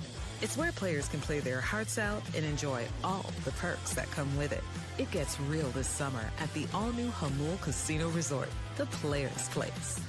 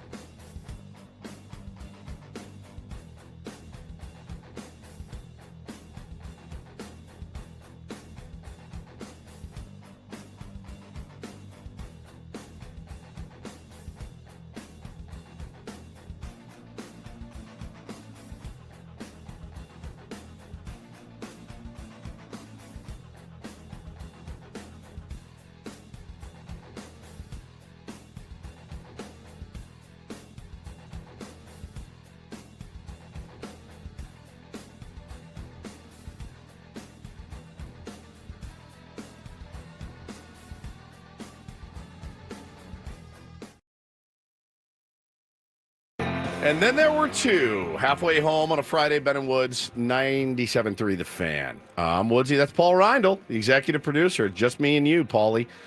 Getting you guys through till 10 a.m. And Ben has just left the building. It's a very abrupt ending to the final hour. It was. We didn't give him the big send-off that we wanted to. I screwed up. I thought Darren was staying on. It's my fault. I'll wear it for that. And we did. I totally forgot to give Ben. I was honestly going to spank him this morning with my hand. I was going to put him over my knee. Oh my God! And spank him on the bottom, and I totally forgot, Paulie. It just completely slipped my mind. I feel like I got enough of it out on the round table yesterday. Brought to you by Round Table Pizza. They truly are pizza royalty. We did our 97.3 The Fan round table yesterday. And, you know, listen, when you're doing, we don't get preempted by a lot of games. So we're on usually the 20 hours straight throughout the week, 4 hours a day, plus the round table. And, you know, we're a 2-horse town, plus the Aztecs. And, you know, it's slow. Slim pickings indeed.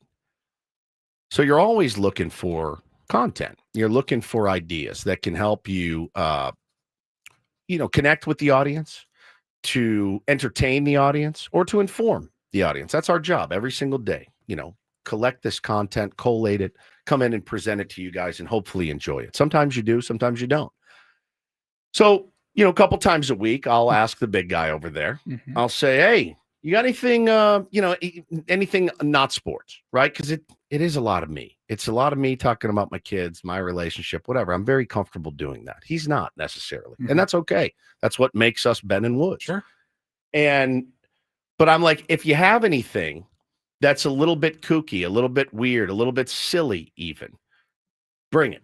Bring it to the table. And I ask him, you got anything? No bad ideas when we're brainstorming. Well, some of his ideas are really bad, but maybe it's my fault. I need to be more accepting of his bad ideas and say, oh, yeah, that's a good idea. We could try that. Try that, right?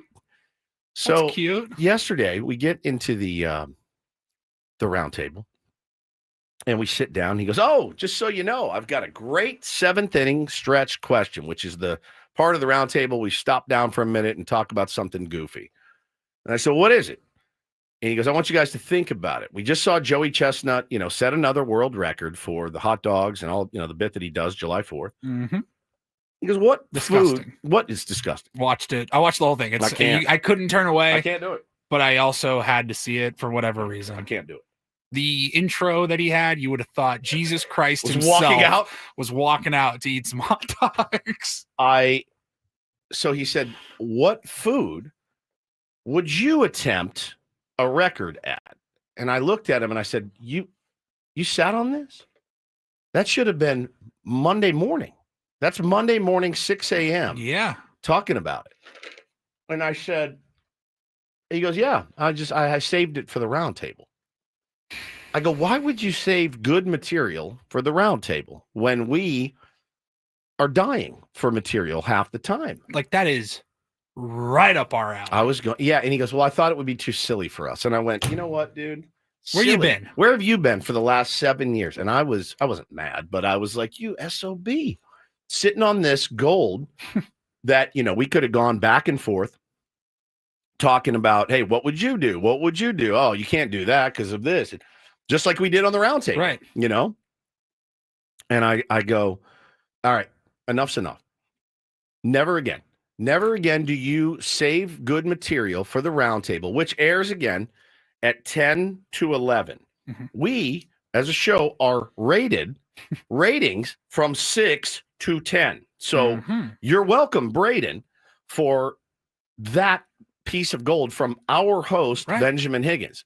I was like, are you out of your mind? Like, you're telling me you could, he's not comfortable doing something twice. Like, we could have done that on Tuesday at 6 a.m. or 8 a.m. and then Thursday, and still done it Thursday at 10:30. You could have done it yesterday at 6 a.m. and then on the round table live with everybody else. Like, hey, we talked about this earlier. I thought this was a good question. He hit it. Want to get some new perspectives. What do you guys think? Here's what Woodsy and Paul said. Here's what I said. Like, you can still do it. And he's going, no, I'm saving it. I need good stuff for the round table too, because that's his baby. He's the moderator. Right.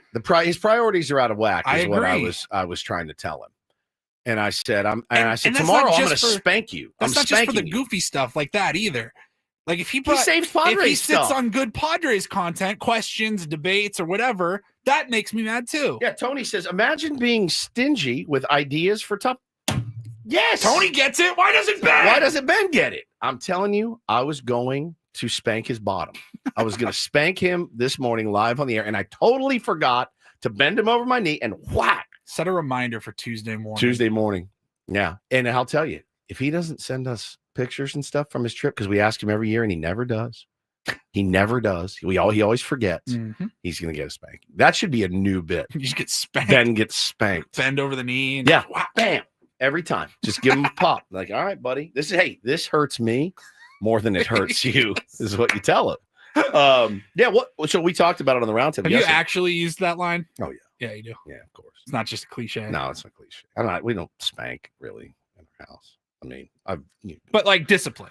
Oh, this hurts me more than it hurts you. That bit of I've used it 100 times. I'm like, buddy, I don't like when you're in trouble. This crushes me because it makes you think you're a terrible parent that your kid would just do something and act that way. Yeah, I'll save my best stuff for the roundtable next week, Paulie. I can tell you that story later. Actually, well, I won't be hours, I won't be here for the roundtable next Thursday, but I was thinking about it all day. I'm like, he's just sitting on all of this good stuff. But we came up with mine was I would attempt it at deviled eggs. I think I could get a good portion of deviled eggs down, no problem. Ugh. They're so good. You don't like them? I don't care for them. I'll eat them, but like I'm just thinking of you eating like just 69 69 eggs. deviled eggs on Thanksgiving Day. My sweet sainted mother-in-law Susie makes them every year. They're such a pain in the ass to make, which is probably why they don't do big contests with them, because nobody wants to make. They are a huge pain to make. I don't want to say the juice isn't worth the squeeze, but it is for me as long close. as I don't have to juice it. So the juice is worth the squeeze for me if you make them. I love them. I absolutely love them. She makes them for me every Thanksgiving, and I walk into the house. You were usually the first ones there because that's who we are. Walk in, I look around, they're sitting there on the plate. I'm the first one there, and she goes, "Go ahead." And I'm like, "All right, thank you." And I will rip 6 down. Immediately, straight like this. Like that's where we're starting. 1, 2, 3, 4, 5, 6. Wash it down with a little water, and then I go off, play with kids, do whatever, help set up. And then about 45 minutes later, I come back and I hit another 6. I'm telling you, I could get a dozen down in probably 2 minutes. I don't feel great later. I don't feel great. It messes with you a little bit, and they're not super healthy. It's a lot of cholesterol, I think. And they say it's good cholesterol. No one's really been able to decide whether it is or not. How did you gain all the weight? By eating 400 deviled eggs in a 24-hour period. That was mine. Yours was what? Pot stickers?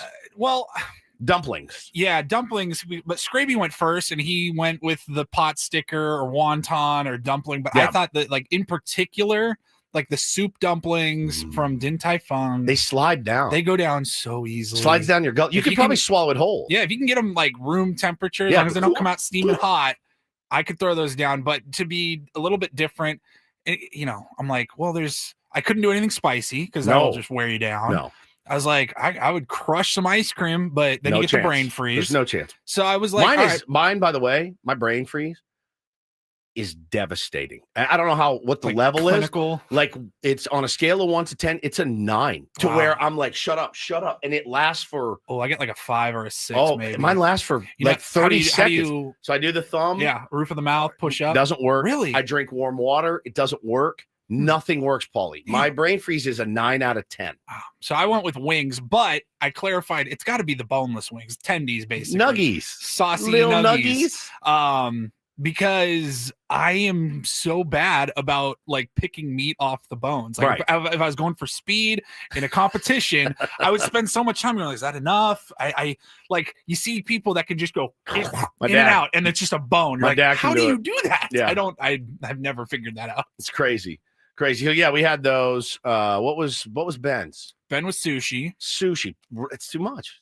There's rice in there. Brayden said pizza, and I said I think absolutely not. It's speed. Like you have to be able to do it fast. You can't eat a big giant pizza fast. There was a place you can get it down, and I don't even remember the name of it, but there was a place down on the Mission Beach Pier, one of those restaurants, and they had the giant, like 30-inch New York pizza, and they had a contest. If you can eat the whole thing, I think it was you and a partner can eat the whole thing in less than an hour, it's free. And I had 2 friends that tried it. They got like 2 slices in and were just like, we made a tremendous mistake. Yeah, the old 90s. Tremendous mistake. The old 96er from Great Outdoors, when he puts that 96-ounce steak down, including the fat and the gristle, crushes that whole thing. The whole thing makes me sick. I'm not great at I overeat. I overeat for sure. I'm also not great at speed eating. But yeah, that is a 10-minute conversation we could have had on the show. And everyone's weighing in with theirs in the chat. And Ben off to Santa Barbara right now. Wonder what other gold he could have left us before he left today. But I am happy for him. He loves this trip as he should. It's incredible. He has a great time. Didn't even record anything that we were going to do with Mike Shildt. So he forgot to record his questions for Shildt. He forgot to get a spanking. He forgot to give us good content. We really record questions for Mike Shildt. We really let homeboy off the Benny, for listening, if you could just turn around. Off the hook. Yeah, come on back. Can't be too far from Come on back and weigh in. Well, yeah, Friday is here. It's been such a long week, a great week. We've had such a fun time. We had Torey Lovullo on. He was incredible. If you missed that interview, go back. We had Letters to AJ on yesterday, who is a brilliant Padres mind, is how I describe him. I texted with him a little bit yesterday and said, dude, we have a lot of guests on, not a lot for a sports radio show, not a lot, actually, maybe one a day, about the average. And I said, very rarely do we get like 100% positive feedback. And the YouTube chat went crazy. So if you missed that interview, go back and hear it. And I thought Torey Lovullo, honestly, I put it probably number one for us. We've had some good ones over the years. He definitely like top 5. He was for great. Sure. I mean, I think of, best interviews we've ever done. I think that one comes to mind, obviously, recent. I think of like Joey Votto a couple of years ago was unbelievable. That's just a good get. He's a good get. He was a great conversationalist too, though. Yeah, like he was awesome. The actual content was really good. It was good. Sometimes the big name is great and it's attractive, and then you're like, that was kind of a whatever interview. Yeah, he was awesome, and this week has been really good. So I want to finish it strong. Again, if you missed the news earlier, Mike Shilt's coming on at 9 for the management report. And then, of course, we've got Rey Mysterio, WWE Hall of Famer. And now it's only like a 5-minute thing. We got to be in and out with Rey, but I'm very excited to talk to him.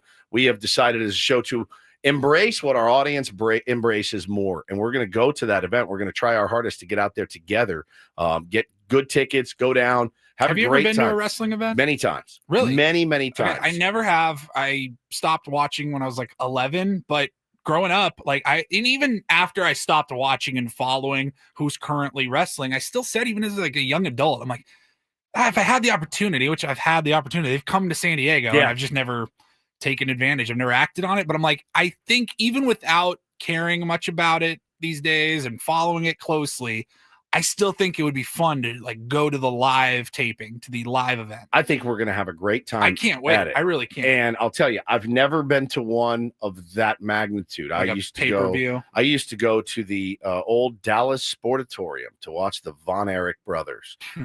Subject of the movie, The Iron Claw. Yep. If you haven't seen that. Zac Efron, Jeremy Allen White. Devastating history for the Von Erich family. But I went to the Sportatorium probably a half a dozen times when I was a kid. The Von Erichs against the Freebirds. I mean, I was probably 7, 8. I was probably Bo's age. It was everything to me. Watching those guys on, Friday Night Wrestling was everything to me. So I was into it at the time. And then, of course, the Hulk Hogan years when I was young, the Iron Sheik, all of that. Andre the Giant is what I came up with. And then I stopped watching wrestling for many, many years. But I see the resurgence. Maybe it never left, because I missed the Cena. I missed the Undertaker. I missed all that. I knew they existed, but I didn't watch them wrestle. I was like The Rock, Stone The Rock. Cold, Yeah, I missed all that. DX. I missed all of that stuff. And then now to have it back, and they're going to sell out Petco Park.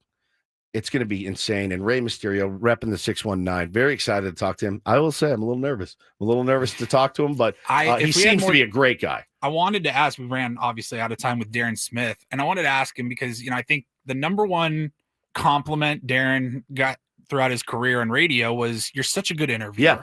And I wanted to ask him, like, A, have you ever interviewed Rey Mysterio? Yeah. Probably has, yeah, is my guess, somewhere. And then second, what was your approach walking into an interview where you're not super familiar with the topic and the subject even?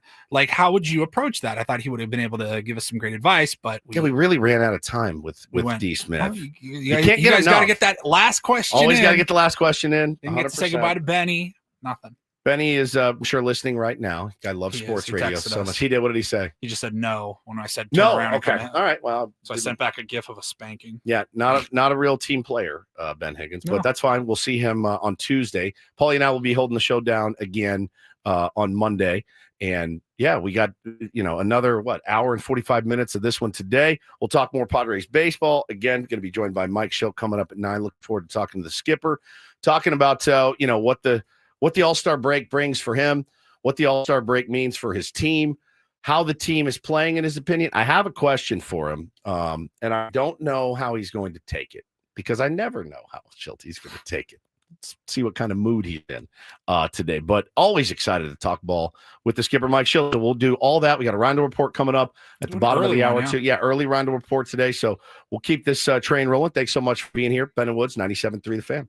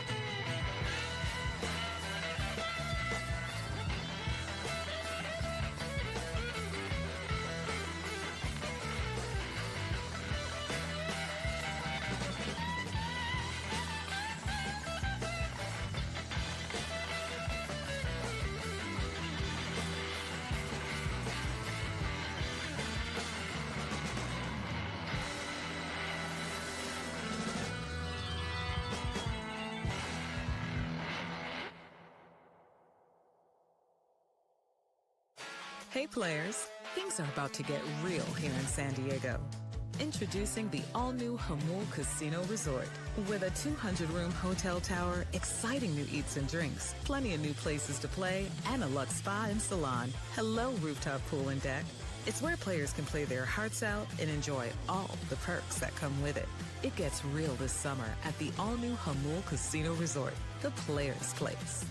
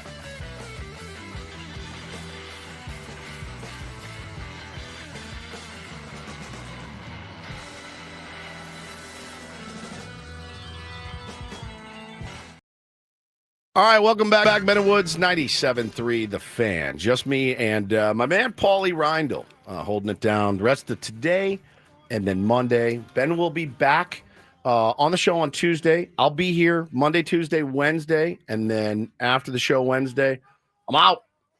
Jumping on the plane in the afternoon. Got like a 16-hour travel day, So I it's think. Wednesday evening, you fly out. Yeah, like out of 5:30, out of here. And you go straight to London. Yep. All the way. Okay. And then I have a layover in London. That is. And then I jump a plane to Manchester. Like anything less, like 3 to 5 hours is like the worst on layovers because that's not really enough time to like leave and Can't go do leave. anything. No, you'd be out of your mind to leave. Then you got to go through security. I'm not going to go again. check out Big Ben while I'm there. No, but if you had like a 14-hour layover, then you got some time. Sure. And if it's a 1.5 hour delay or like, whatever, it's not a big deal. I'm actually that 3 to 5 hours that you're like, I can't leave and I don't know what to do. Well, also, you just got off of a tremendously long flight. And then you sit and then you wait to get on just an hour trip. Right? Just an hour-long flight to Manchester. So yeah, hour that's flight, 6-hour drive. You're kind of screwed. You got to just sit there and wait. Yeah, it out. you got to wear it. I'll walk around the London airport. I'll get some fish and chips or something, grab a beer, and get to my hotel in Manchester. Should be around like 4:30. Probably pretty jet lagged, and I'm going to try to stay up till about midnight that night and then go to sleep like a normal person. Reset. Yeah, got a full day in Manchester and the surrounding areas. And going to go do some sightseeing, some musical sightseeing history. Oh, look, this is where Morrissey used to go pee. I'm into like, hey, let's go look at this guy's grave. Let's go look at, where they shot this album cover. They're all seminal moments for me. So I'm very excited. My musical mecca, as I call it, is Manchester. And then, of course, the next night we'll be seeing Oasis on my actual 50th birthday, along with Friday or Saturday? It will be Saturday night. Yeah. So I get in, Thursday is the day I get in. I'll have Friday to myself to sightsee.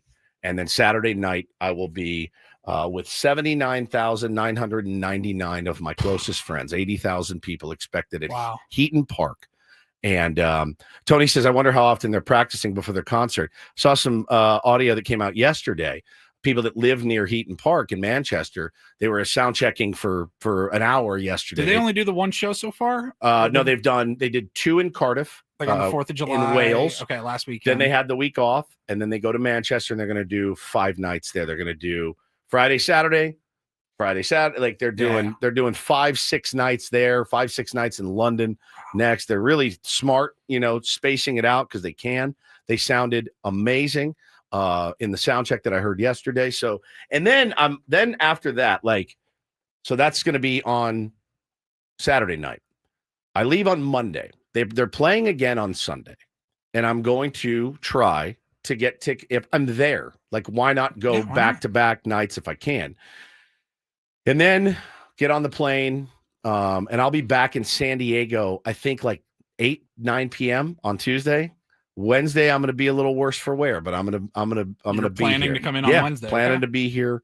Planning to be here Wednesday. Probably not feeling great, but I will do it. I imagine you'll be tired. You'll be exhausted. Jet lag's a mother. And if anybody has any tips for jet lag, I would love to know. Yeah. Like, what is the right way to do it where you're affected the least? Are there supplements I need to take? Yeah, I'll have stories galore. You'll be fine. Yeah, stories galore for sure. So I'm excited about it, man. It's going to be a once-in-a-lifetime trip for my 50th. It's very special to me. So you guys will be holding it down without me for a few days, and I'll call in, like I said, every single day and check in with the boys and give you guys my updates. But we still have a lot of show to get to today, certainly.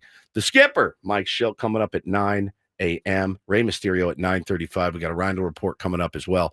Stay right here. We will be right back. Ben and Woods on 97.3 The Fan. Gambling problem? Call 1-800-GAMBLER. GEGE 000-466. For a full list of games and rules, played at 7 Mile Casino. Visit 7milecasino.com. Well, my partner in crime is on the road, but listen, 7 Mile Casino is just right down the road. If you're at Petco Park, if you're anywhere near downtown, you know that 7 Mile Casino is just 7 minutes away. And depending on what it is you're looking for. Now, if you want cigarettes and slot machines, it's not the place for you.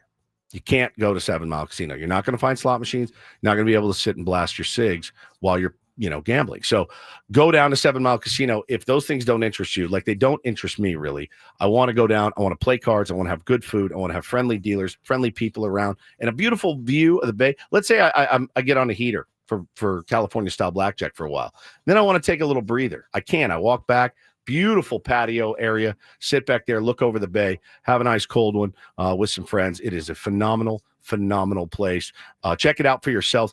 They've been with us for so long. They've been with us since the very beginning. So I like to tell you guys, if you want to support Ben & Woods, go out and support 7 Mile Casino because they are ride or die with us, and we are ride or die with them. They have been great for us. So check out 7 Mile Casino. This weekend is a great time to do it. It's just 7 minutes from downtown.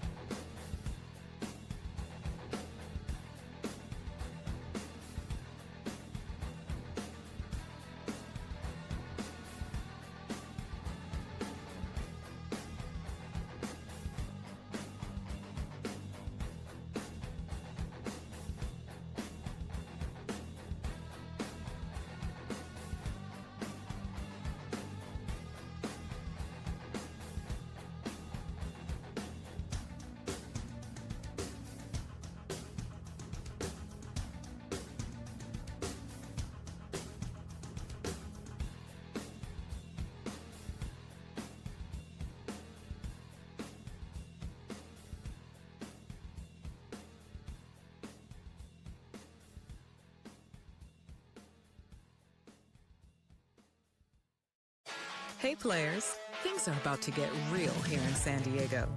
Introducing the all-new Hamul Casino Resort. With a 200-room hotel tower, exciting new eats and drinks, plenty of new places to play, and a luxe spa and salon. Hello, rooftop pool and deck. It's where players can play their hearts out and enjoy all the perks that come with it. It gets real this summer at the all-new Hamul Casino Resort, the player's place.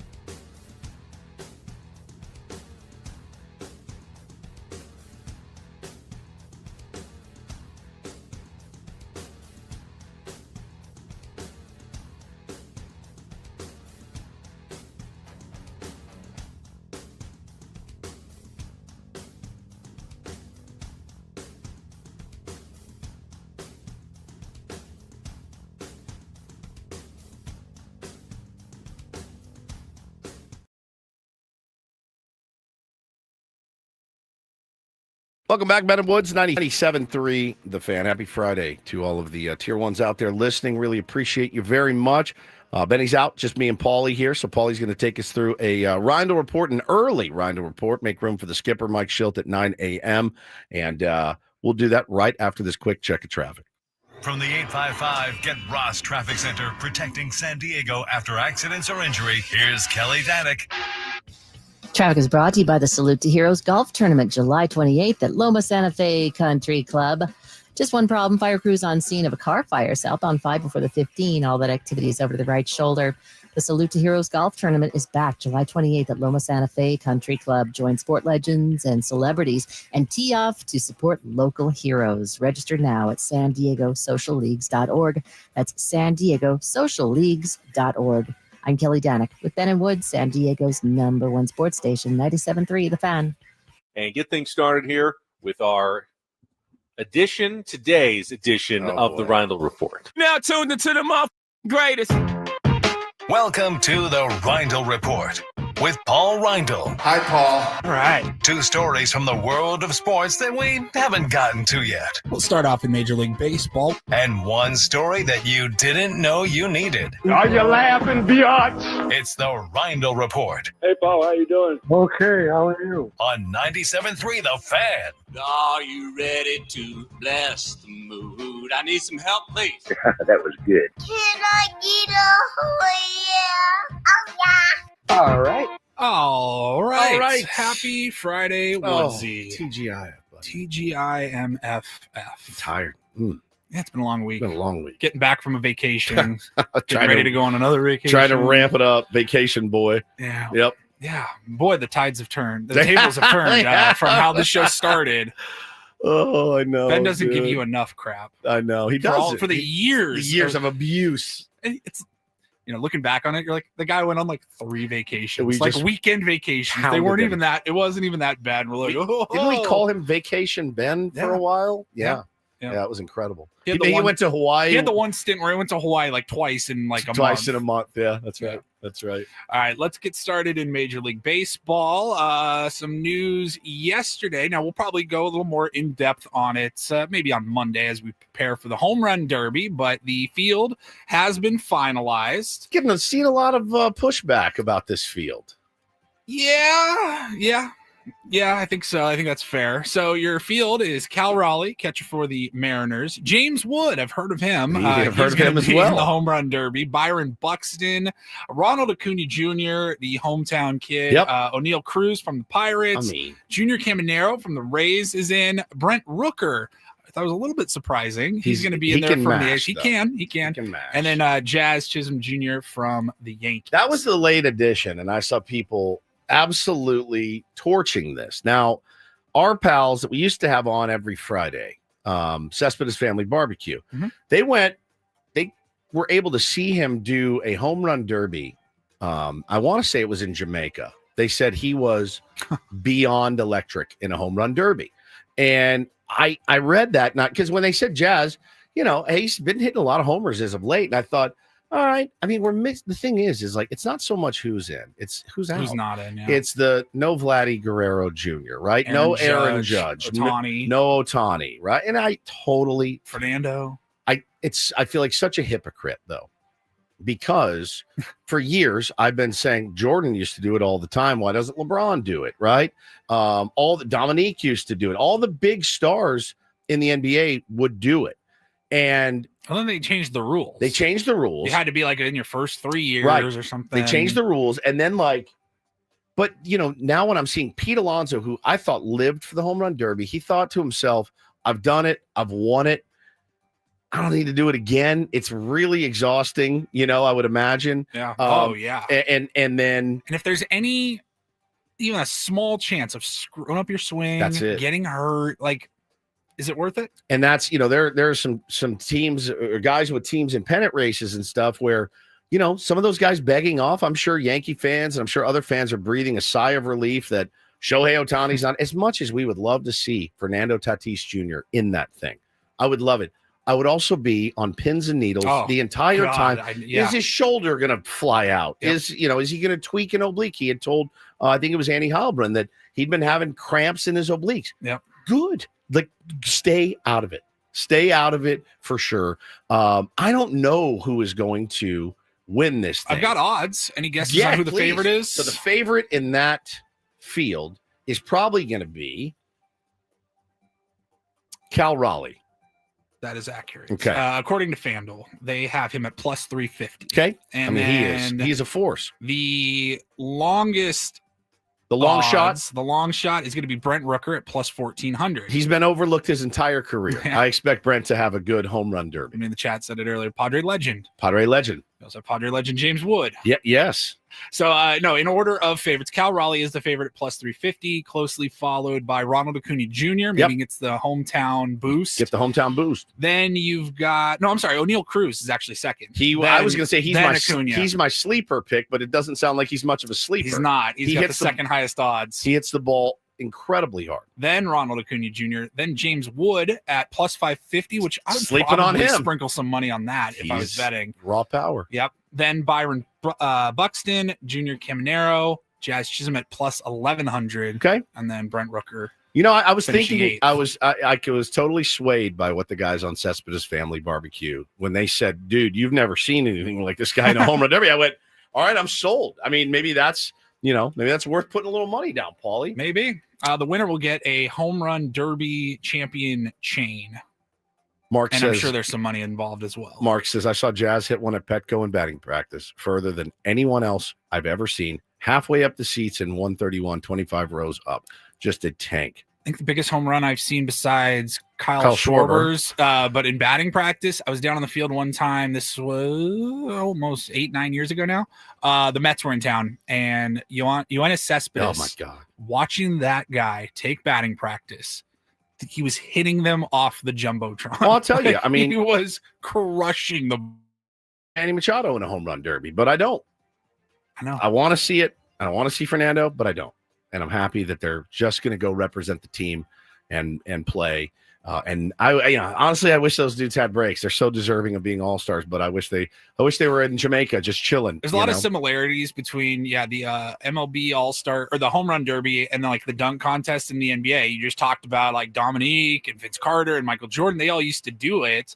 And so now you're like, well, it's just not as good as it used to be. And then in baseball, you're like, go back to the 90s. And you had like Griffey and all these huge superstars going at it. Barry Bonds, I think, did a few. Like, you just don't see it anymore. And I completely understand why. Totally get it. And it sucks, though. The fans excited. are the only ones that lose out. I'm still excited to watch it. It's one of my favorite events every year. So looking forward to that. That's on Monday.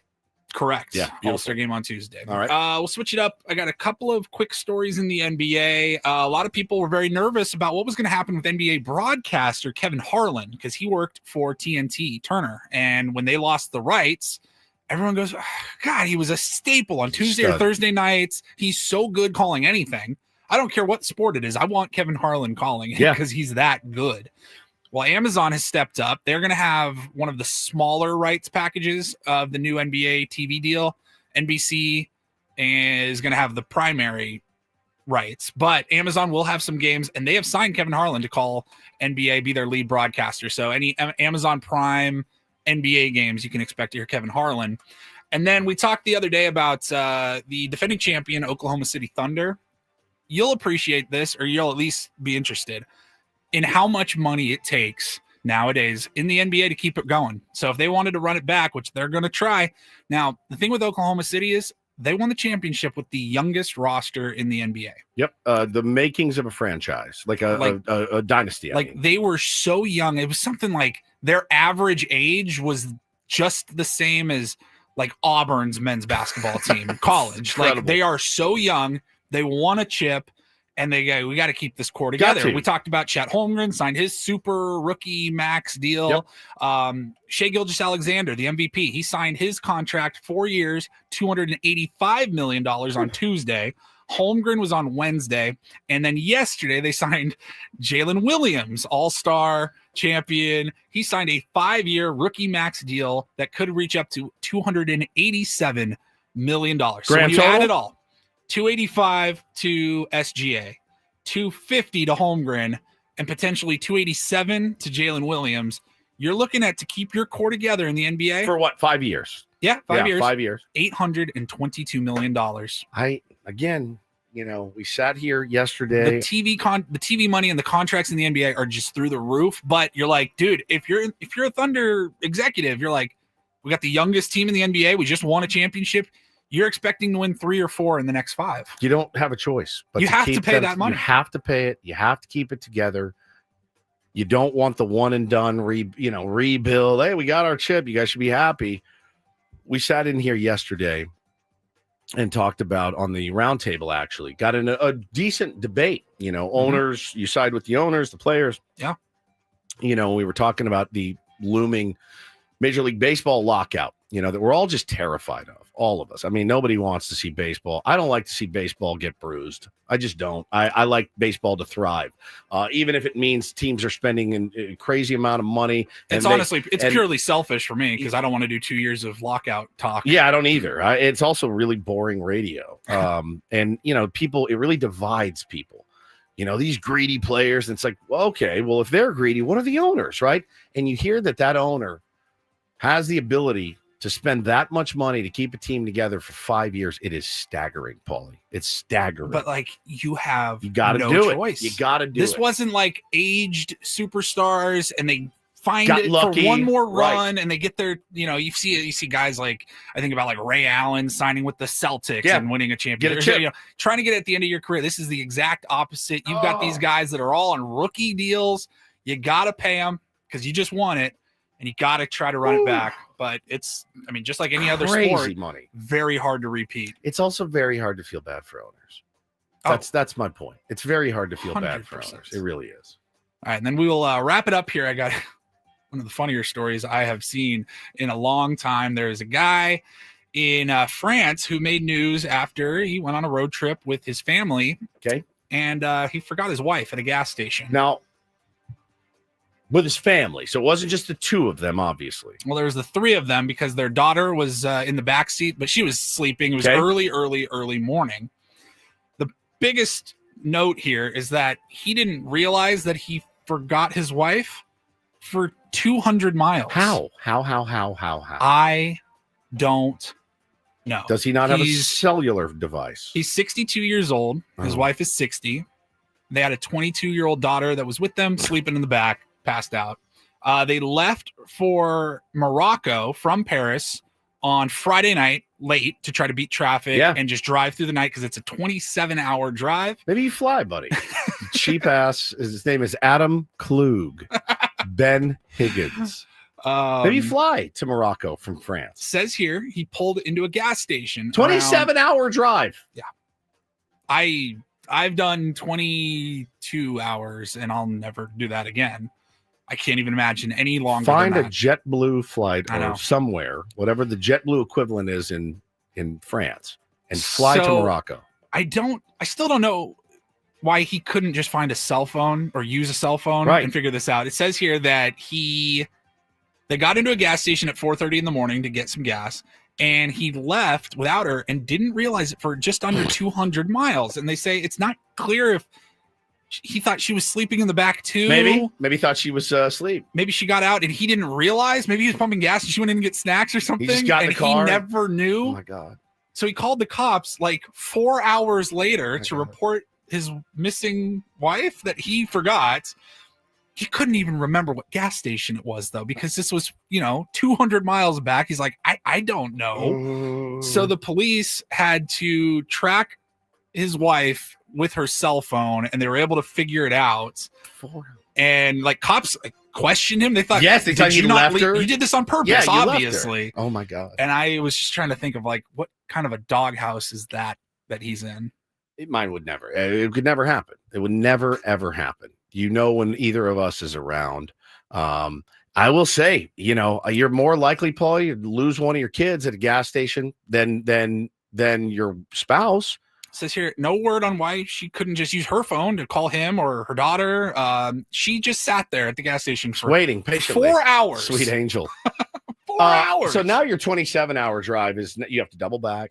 I would just bang the vacation. That's like 30. We're talking like a 35. It's gone a 36-hour drive. Holy What a dead. And it is he swung back, picked her up, and they continued on their way. It's incredible. Now, I saw a story yesterday, and we talked yesterday on the show, and I think we did it in Do This, that John C. Reilly saying happy birthday to the great Jack White in Detroit at Comerica Park.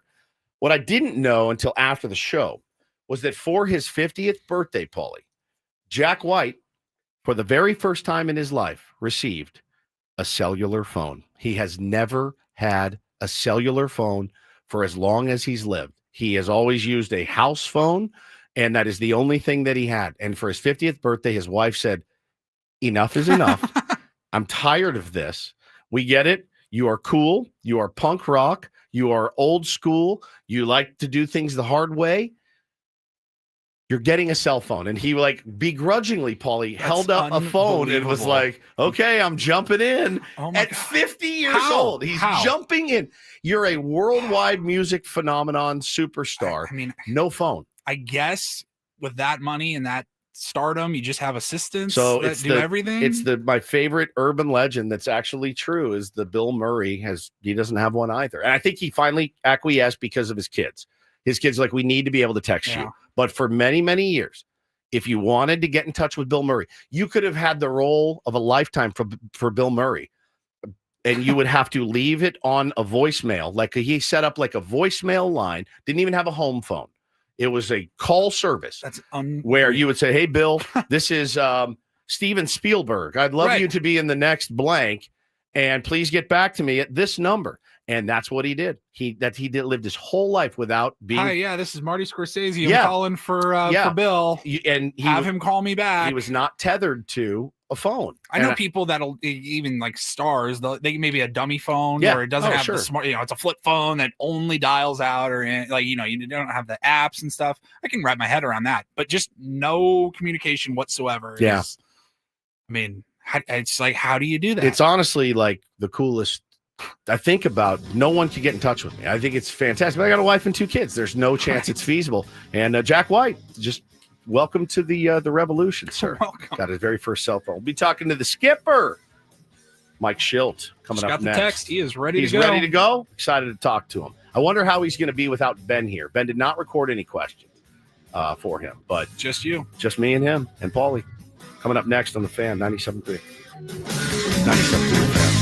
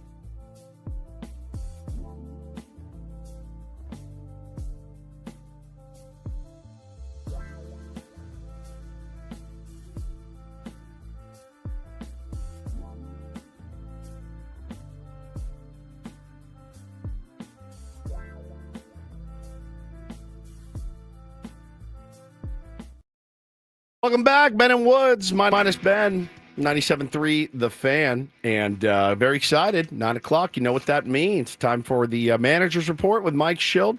Refreshed by EcoWater SoCal. EcoWater SoCal. Try alkaline water, just $9.95 a month. EcoWater SoCal, keeping it soft since 1925. And let's bring him right on. The skipper of the San Diego Padres, Mike Shildt. Shilty, how are you?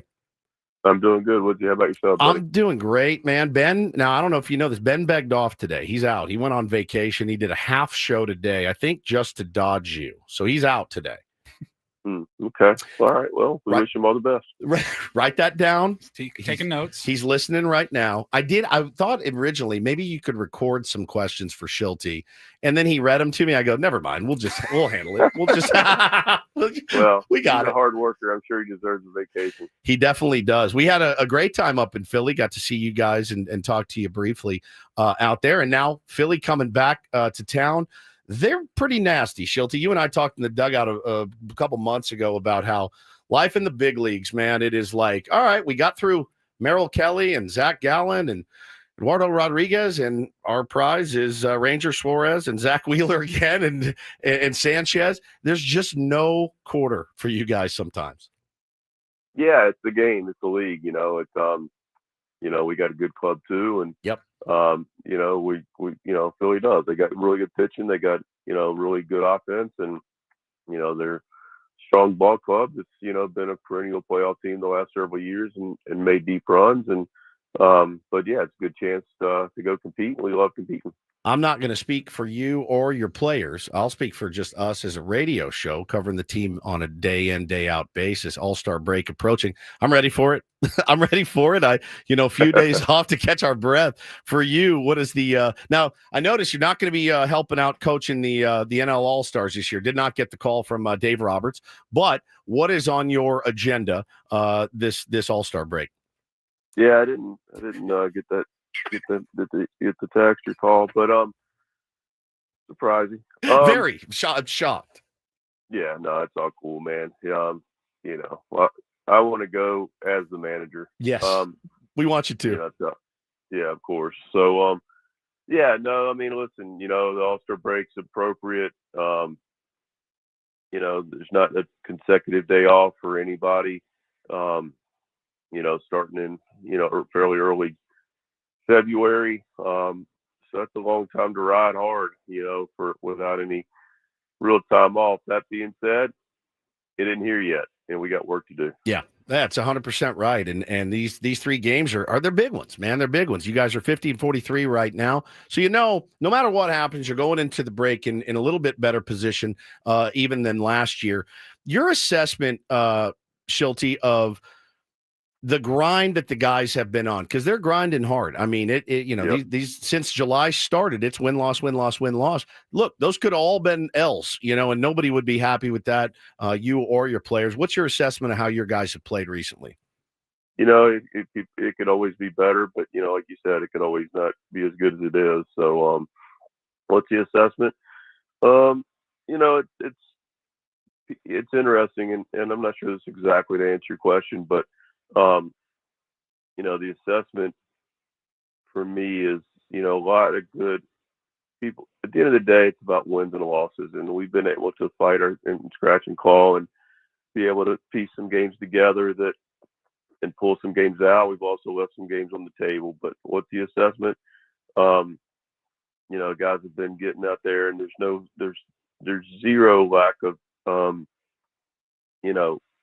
especially from the staff and the players, desire. That desire part's there, and it really starts with that. There's also the lens of, what is good baseball, and like I kind of referenced a minute ago, and to follow up on the point, the left and the right columns are what ultimately matter, the win and the loss.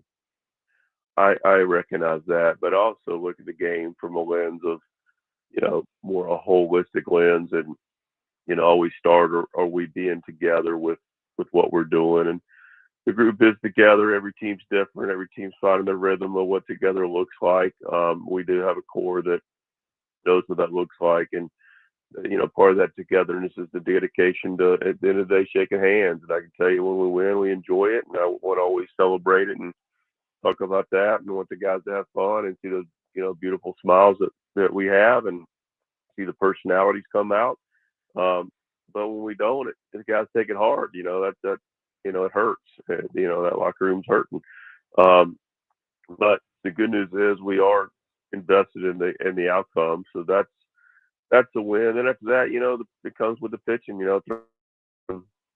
And doing all the little things that allow you to help win a ball game. And generally speaking, we pitched very well. We've had some times where some walks have hurt us, or a hit batter, or along those lines. Of course, a homer here and there that gets you, but that is going to happen. And but generally speaking, we've taken care of our business on the mound, so I can feel good about that overall.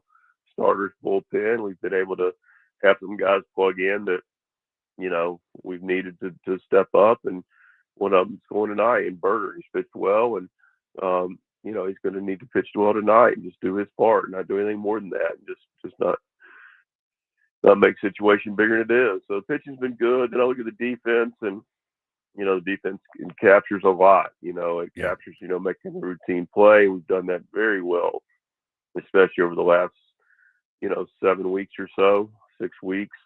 We've really caught the ball. The great play is, a part of it, and the athleticism be on display. Jackson and Toddy, more recently in the same game, robbing a homer, but also defensively is, we've done some good things relative to the little things.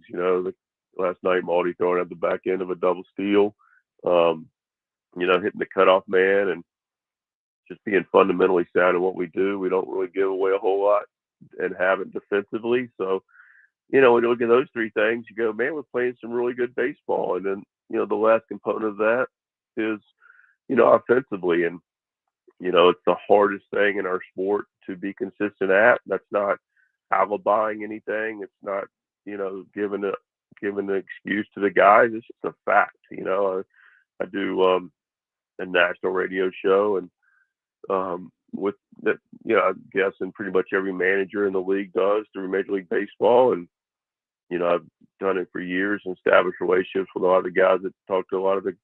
And I said, hey, I guess is you probably ask about every manager, and there, about 28 managers get to ask the same offensive questions consistently. And but we're not trying to be one of 28. We're trying to be, one. But the offense hasn't been as consistent as we'd like. The biggest two things for me is just making sure. And easier said than done. Stuff now is just crazy. I talk to former players that come out and watch games, and I'm not talking former players like talking to Ozzie Smith more recently. I'll see Ozzie in St. Louis, but guys that have been out of the game for 5-8 years are good players that go. I picked a good time to have my career. Got out just in time. Yeah, and so, but again, I don't want to alibi because it's what it is, and we're a winners find solutions group. So, the harder something is, the more you got to be, but you got to bear down and get after it. That being said, as we've been, we got to be more disciplined in the strike zone, and we've got to be a little more consistent with our approach and just try to get that guy in from third base, and but the base running is part of our offense, and overall it's been good. We're one of the better teams in the league at, our leads, and the first and second, we do a great job. First and third, second to home, first to home. But, so you look up in total, and, we do a lot of things really well. So I'm pleased. We get a little more consistent with the hard thing to do, but, that's the job. That's what it's going to call for. We'll continue to be fine, but we're in a good spot overall. And, people would always think, we want to be better. Of course we want to be better, but, that pendulum can go either way.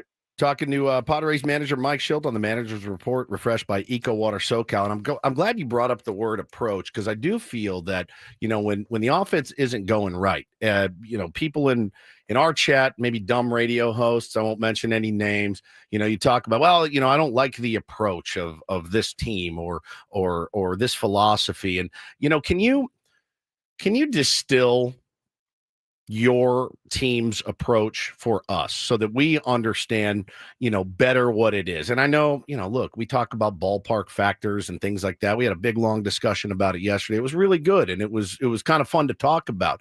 But for you guys, what is the Padres offensive approach as you see it in a perfect world? Well, let me ask you a question. Shoot. I mean, we've talked about our approach in Petco Park Kitten for the last year and a half. Yeah.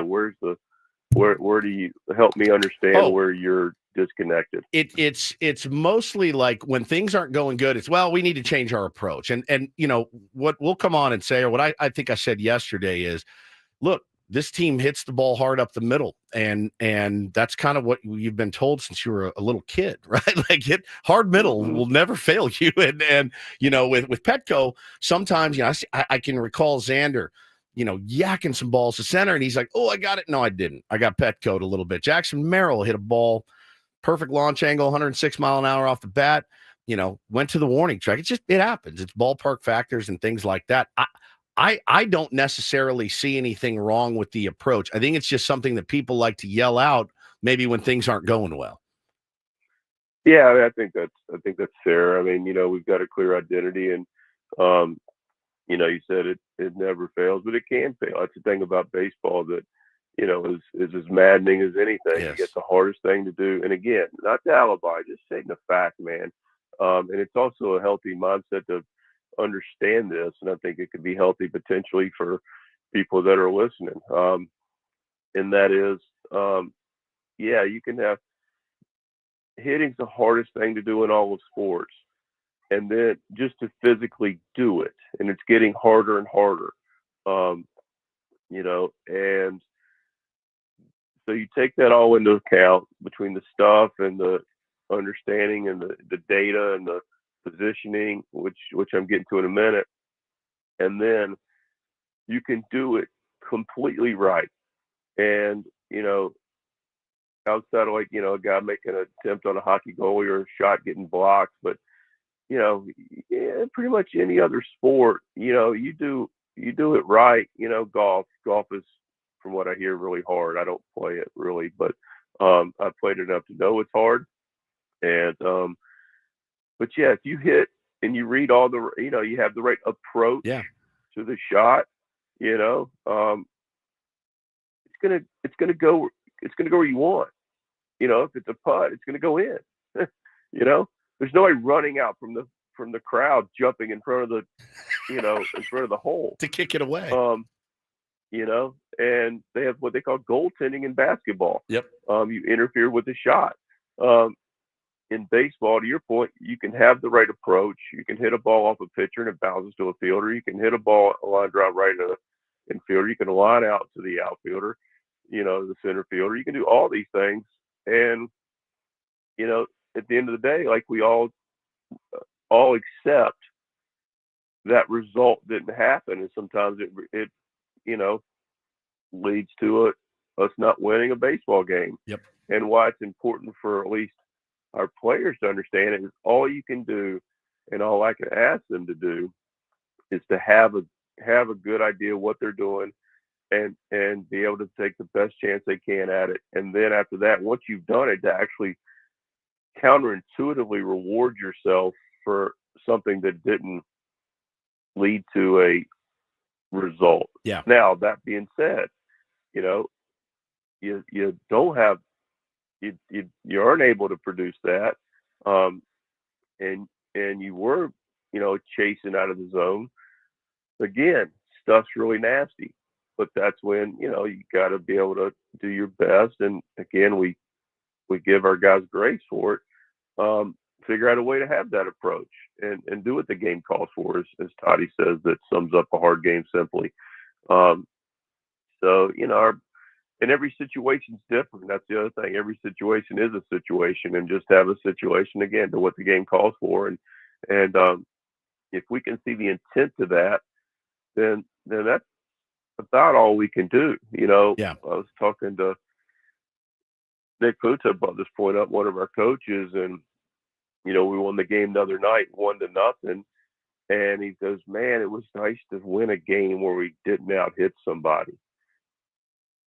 And I'm like, we've out hit people and lost a fair amount of games. Sure. Can I explain that? When we play clean defensively, we walk to or less, we out hit somebody. You can point at a place and say, yeah, this happened, that happened. They hit a homer, we didn't. I can explain that, but I've done it long enough to know that those things happen consistently, and they've had enough with the club that we have to be able to be 7 games over and in a spot to contend for the playoffs.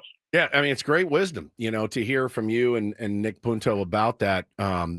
You talk about approach. Talking to Mike Shildt here on Ben and Woods this morning, I thought Jackson Merrill's approach last night was great. He laid off some of those pitches he'd been offering, and he worked 3. Right. He worked he 3 walked 3 walks times, and he made a great base run decision. Yeah, to go first and third. And for him, it's like we spent a good amount of time talking about him yesterday as well.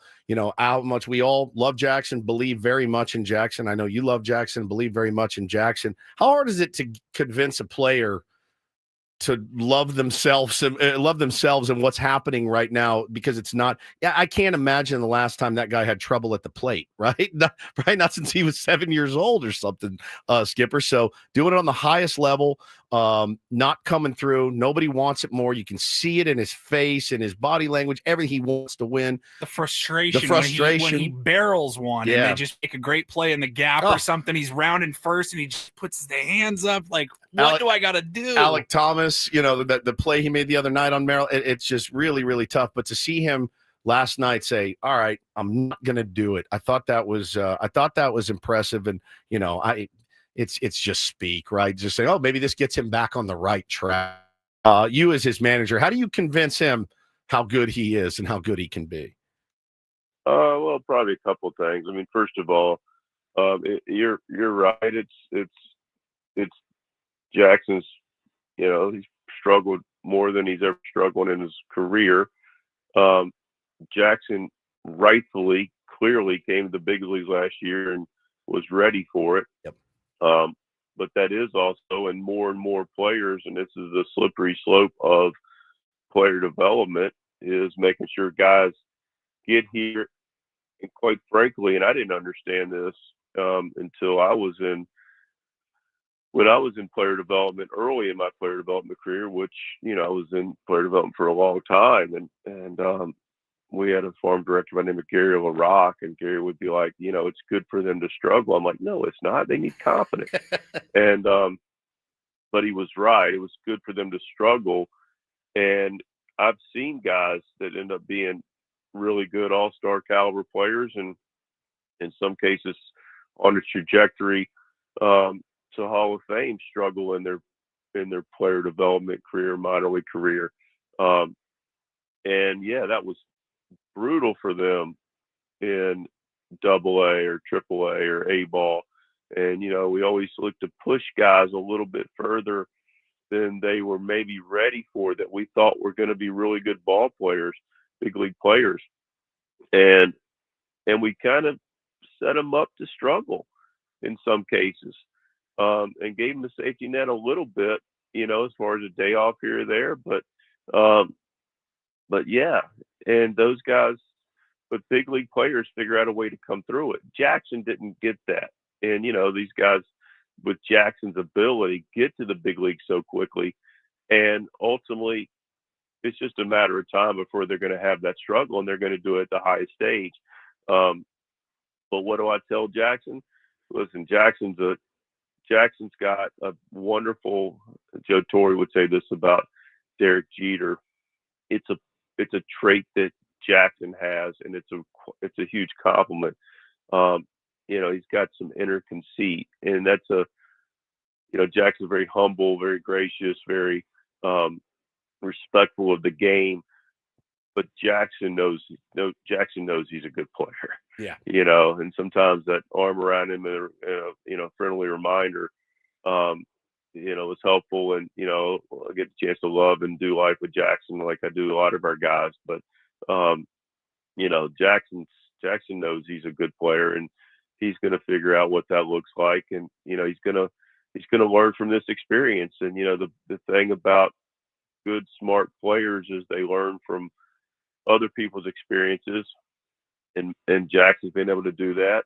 We have some real wisdom in our clubhouse, and it's one of the things that I encourage all of our players to do. And had a great example the other day of Manny with his 2,000th hit.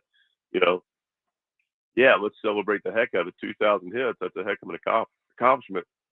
But man, take a step back and realize how this guy goes about it to get those 2,000 hits, and be able to figure out how to emulate his mental, physical toughness, and how emotionally he stays even keel with the game and stays reconnected with what he knows his ability is. But that's other people's experiences, and those are valuable to learn from. But the experiences that are also valuable and most valuable in life that I would guess everybody in this call, including myself, could resonate with are your own experiences. And, unfortunately, Jackson's, going through things that, if you talk to Xander Bogaerts, who also similarly, in looking at his career, got to the big leagues at a very early age and won a World Series. And the next year, went through a rite of passage of struggle for the first time in his career. And so Jackson will learn from it, but you got to go through it to learn from it, and he'll be better for it ultimately. That was great stuff. So much time this morning that you spent with us, Shildt. I really, really appreciate it. Good luck to you guys the rest of the way before the break. Have a nice, restful, relaxing break for yourself, and then we'll talk to you. Couple weeks? He'll be. I'm just looking at the calendar. You'll be in St. Louis when we talk to you next. How about that? Back to St. Louis. Should be a pretty big series, as most of them are throughout the rest of the year, and it'll be right before the trade deadline. We'll have a lot to talk about, and hopefully a lot of wins in that time as well. Skip, have a great break. Thanks so much for the time. All right, you guys have a nice day. All right, that was the manager's report with Mike Shildt, refreshed by Eco Water SoCal. Try alkaline water for just $9.95 a month. Eco Water SoCal, keeping it soft since 1925. That's some good Shilty talk right there. That is some behind the curtain a little bit with Shildt. I love that inner conceit. I love that. Thought that was really, really well done. All right, we will take a break. We'll come back, talk about what we just heard, and we still got Rey Mysterio coming up on the program, 9:35 this morning. Stay right here, Ben and Woods on 97.3 The Fan. But first, I wanted to tell you about Trust and Will before we take a quick break. Look, something that I had thought about, obviously, the minute my firstborn came out, I said I should probably do a Trust and Will. And I just didn't. I put it off. I think a lot of us do. It made it very simple for you. Go to trustandwill.com. Use the code FAN when you check out, and you'll get 20% off that. They'll send you your estate documents all packaged up nicely for you. And you let your spouse, your significant other know, hey, here it is right here if anything happens. And then you just kind of forget about it. Get it off your plate for good. They make it so easy. You don't have to go sit in an attorney's office and go through things. Did it online over the holidays. Took 25, 30 minutes. Very, very simple to do. Really great company, getting a lot of good reviews from our tier ones that have used it. Go to trustandwill.com. Once again, use the code FAN when you check out, FAN. They're going to give you 20% off and free shipping of your estate documents. It's trustandwill.com. Be right back.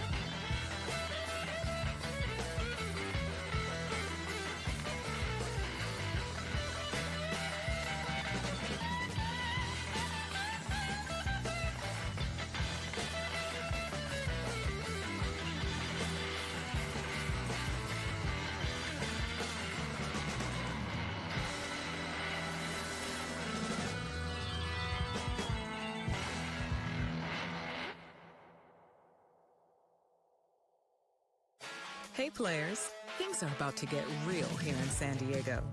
Introducing the all-new Hamul Casino Resort. With a 200-room hotel tower, exciting new eats and drinks, plenty of new places to play, and a luxe spa and salon. Hello, rooftop pool and deck. It's where players can play their hearts out and enjoy all the perks that come with it. It gets real this summer at the all-new Hamul Casino Resort, the players' place.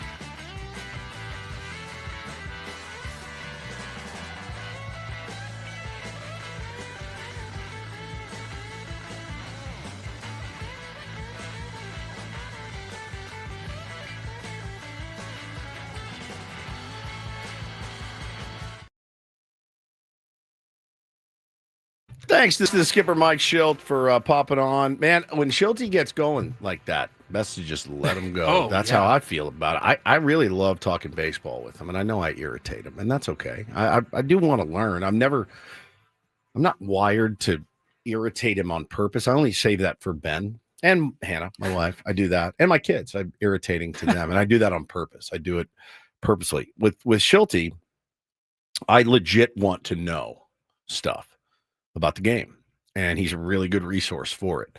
I texted him after. I said, that was great, full of wisdom. I said, I would love to have my 7-year-old and my 4-year-old a little bit more inner conceit, right? Not something I've always been great at either. I constantly need like a pat on the back. I wish I had, but I thought it was interesting, the parallels of our interview with Darren Smith. We talked to D Smith, at 7:35, and we were talking about Manny and how Manny goes about his business. And, we'd made that point as well yesterday on the roundtable. Darren, I don't think listened to the roundtable, brought it up again. And then Mike Shildt brings it up too, about what a resource for a guy that just has the 60-mile-an-hour heartbeat, 60 beats per minute every single time.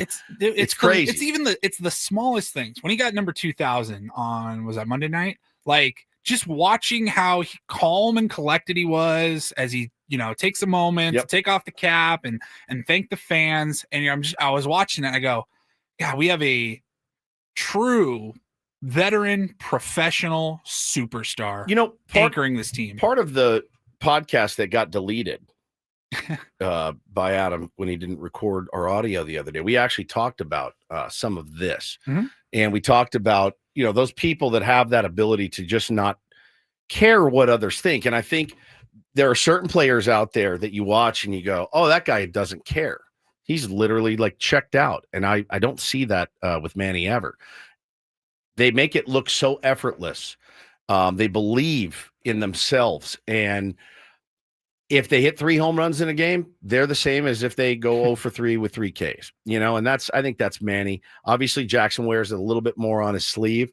Got to be frustrating to know what you're capable of and it's not yielding results. And I thought the stuff that he had on Jackson Merrill was my favorite part of the interview today. I loved that quote, inner conceit. I don't think Shildt has to go over and console him at his locker very much. I don't think, hey, bud, you're good. You're good. Hey, you're a great player.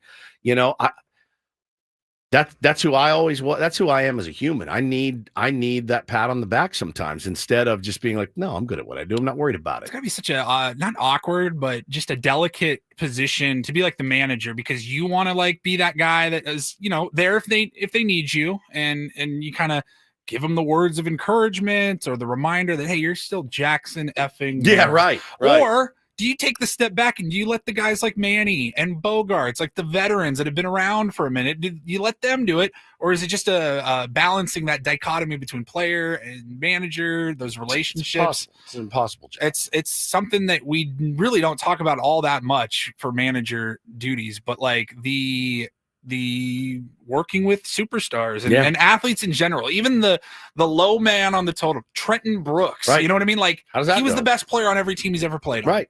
Just the same as Xander was and Merrill Tyler and Manny, Wade, all of those guys were the best players they've ever on every team pretty much. And then they get to the big leagues and it's a little bit different. No, and I think, when it came to the question of approach, I do feel like it's something that is an easy piece of low-hanging fruit at times. Do I love the Padres approach every game? No.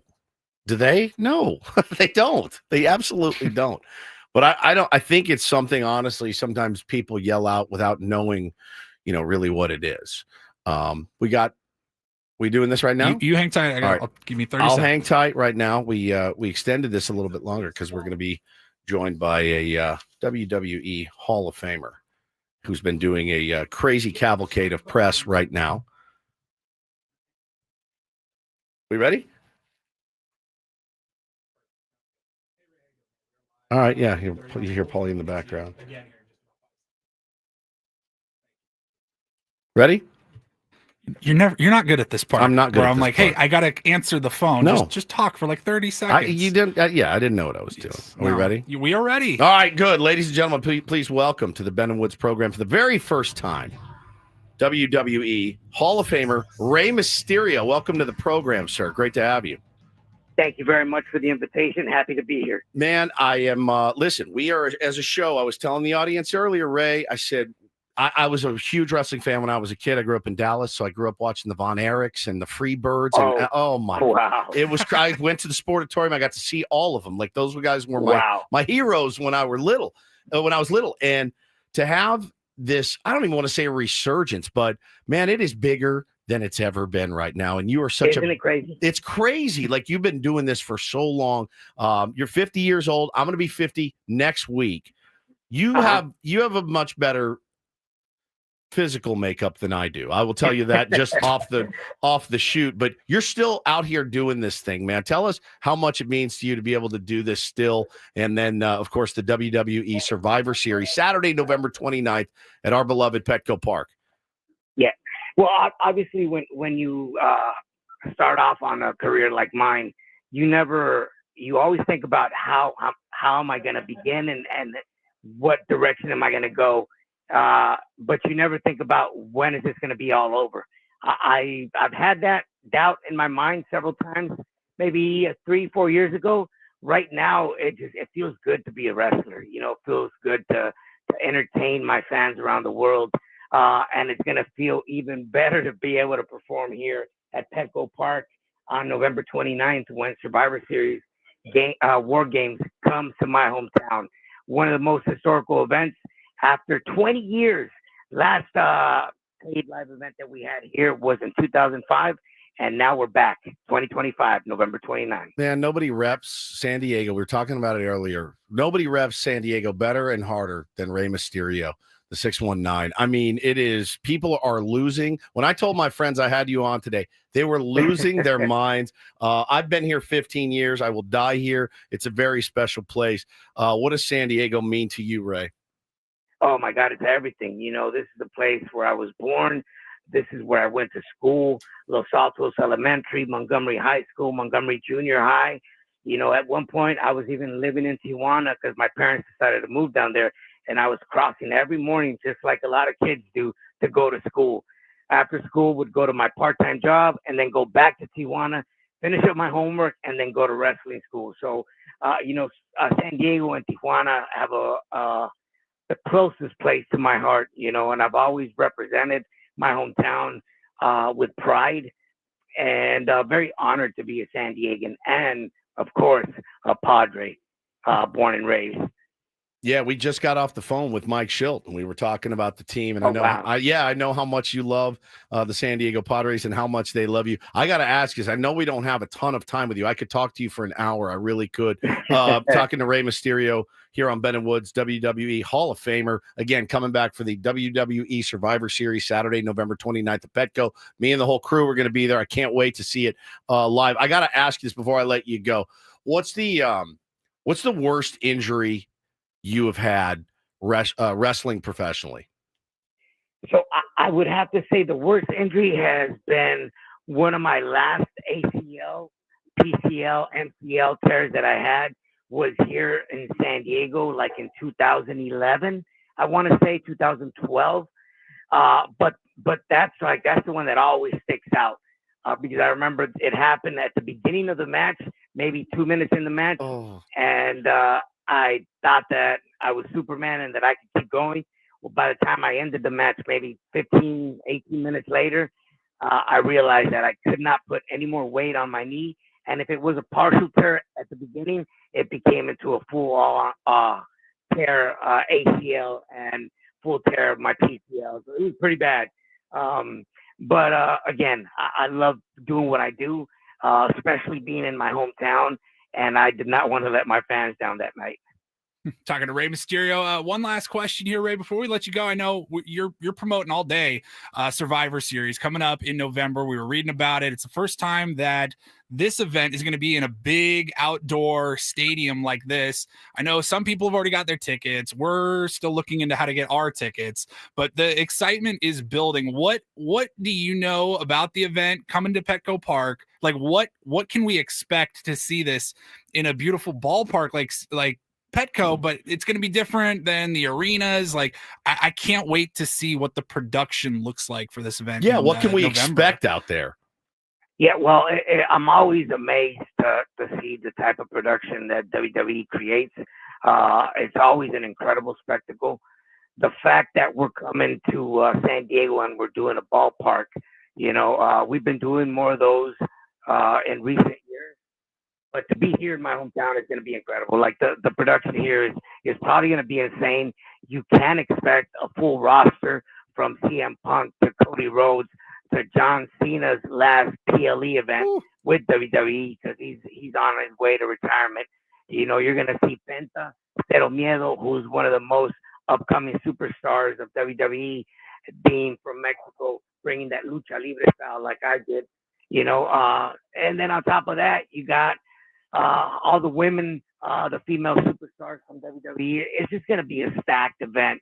There's no card out yet for that event, but just picture all your favorite superstars in one show, in one night. Man, thank you so much for your time. I know you are jamming today, doing a bunch of media hits, so we really appreciate it. Would love to spend some more time with you, either before or after that huge event, November 29th at Petco Park. Thank you so much to the great Rey Mysterio for joining us. Thank you guys very much. And I just want to point out that if you have any doubts on getting your tickets, the tickets are on sale now as we speak. So make sure you catch yours.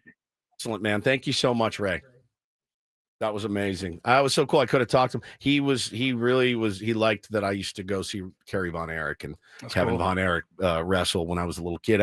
Some of my fondest memories, really, of my youth. That was really, really cool. Again, I need more time with him. Yeah, it's rushed. It felt rushed. We're gonna have to figure out a way to get in touch with him and maybe go sit down and do an interview with him. Would love to. I could you not have done another 45 minutes easily with Rey Mysterio? No problem. I'm like, whatsoever. we have San Diego royalty on the air right now. We got to let him go. How do we get Ben in a Lucha Libre mask as Ben Mysterio at some point, and maybe even involved in the event? these are the things that I think about. But I mean, when I do see a lot of the wrestling clips, when they go to different cities, you'll see icons of that city participating in some capacity. There you go. Ben's an icon. I was looking at for some Rey Mysterio pictures. I saw him and Jason Kelsey at a Philadelphia event. It might have been WrestleMania. And I'm like, all right, yeah, Ben Mysterio versus Rey Mysterio. I'm so in. I'm so into the whole thing. I really think Ben he's doesn't going think to, it's real. So like Ben will be like, oh, this is nothing. I really think he's gonna, for some reason, I think he's gonna go and be like, all right, I like it. I get it. I'm in. I get it. I think he is. I just have that feeling. He never watched it. That's so right. He never like got it even as a kid. Can we be honest? He thought it was beneath him. And are you kidding me? He's coming out of his shell. And I look forward to that event November 29th at Petco Park as well. Thank you guys for hanging. Sorry, that was so jumbled and quick, but that's what we had with Rey. We wanted to make sure we did it. 5 minutes better than no minutes. 5 minutes better than no minutes. We'll be right back. Wrap up the show here on Ben and Woods 97.3 The Fan.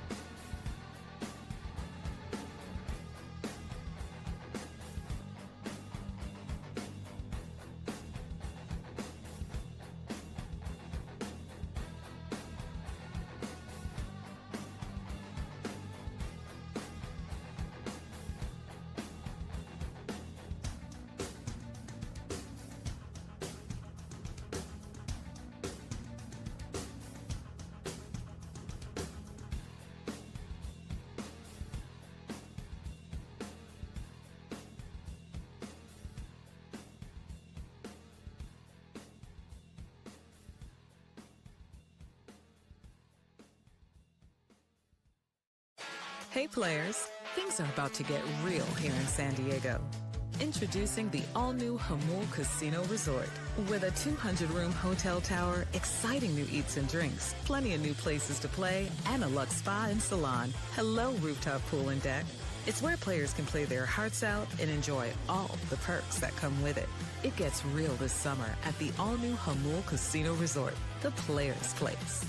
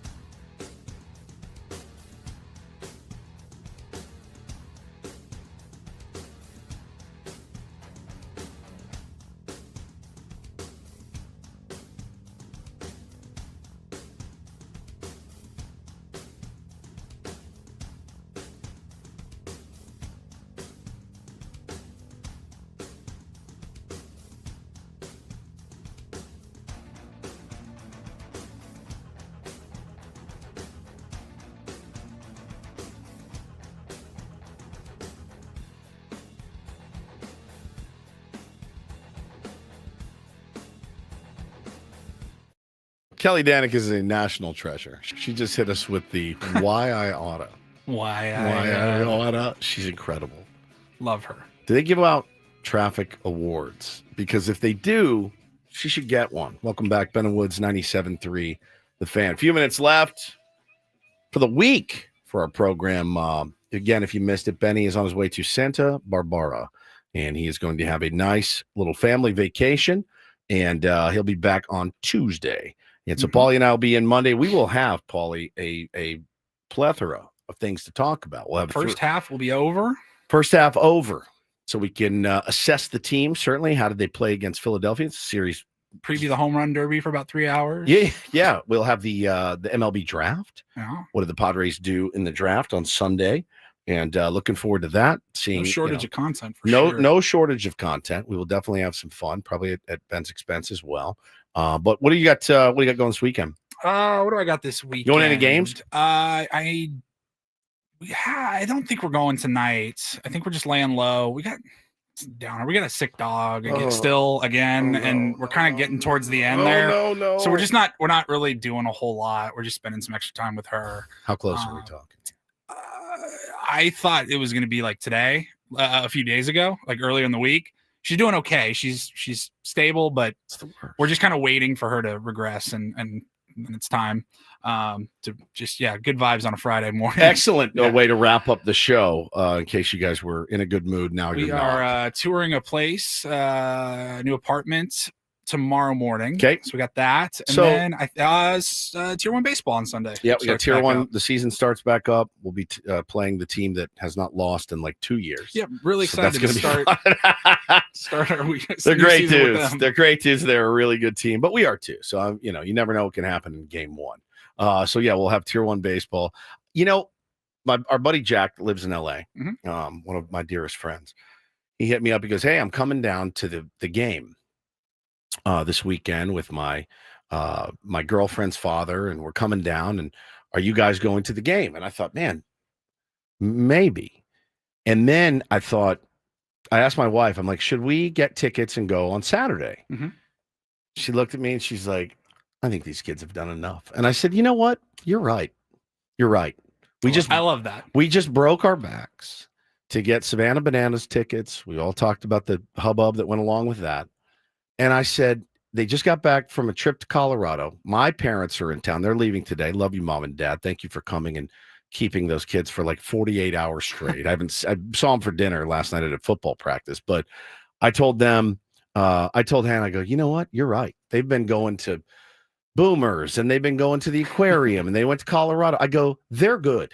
And she goes, yeah, they're good. Let's just sit at home. So I'm going to have to text Jackie and tell him, no, I'm not coming to the game. Why? Because my kids are spoiled and they don't need to go to the game. They can sit at home and watch the game on television, which is exactly, I want to spend some time with my family too, because I will be leaving for a few days. And so I want to be able to be around them and hang out. We've got a double header tonight in flag football for Bo, and had a good practice yesterday. And so we got a double header. Still loving that flag football? Dude, he loves it. Good. I mean, he loves it. And, his old man out there, defensive coordinating 2 games tonight, Paulie. I'm going to be a dead man. I'm going to be a dead man. Yeah, 2 games for these little guys, man. It is no joke. It is no. How long are those games? What about? Play halves, quarters? They play 4 quarters. Okay. And they're like 6-minute.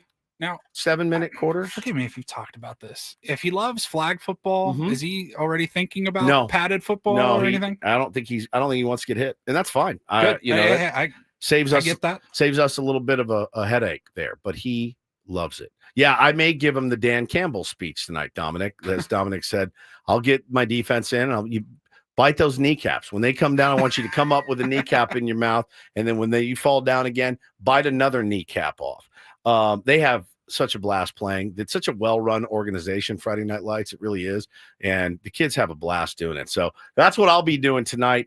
And I can't imagine these kids getting to do any more extra stuff. So I think we're just going to lay low this weekend. Good luck in your apartment. Good luck with the dog. Thank you. Obviously. Thank you. And we'll see you guys Monday. Thanks so much. It's been such a fun week. Fun week. Go back and listen to anything that you missed. Braden's coming up next. Going to be talking some Padres baseball. Big series against the Phillies. Let's finish strong. I'd love to come in here Monday, take it 2 out of 3. It'd be the best news ever. Have a good weekend. Love you guys very much. Ben and Woods, 97.3 The Fan. So long, everybody.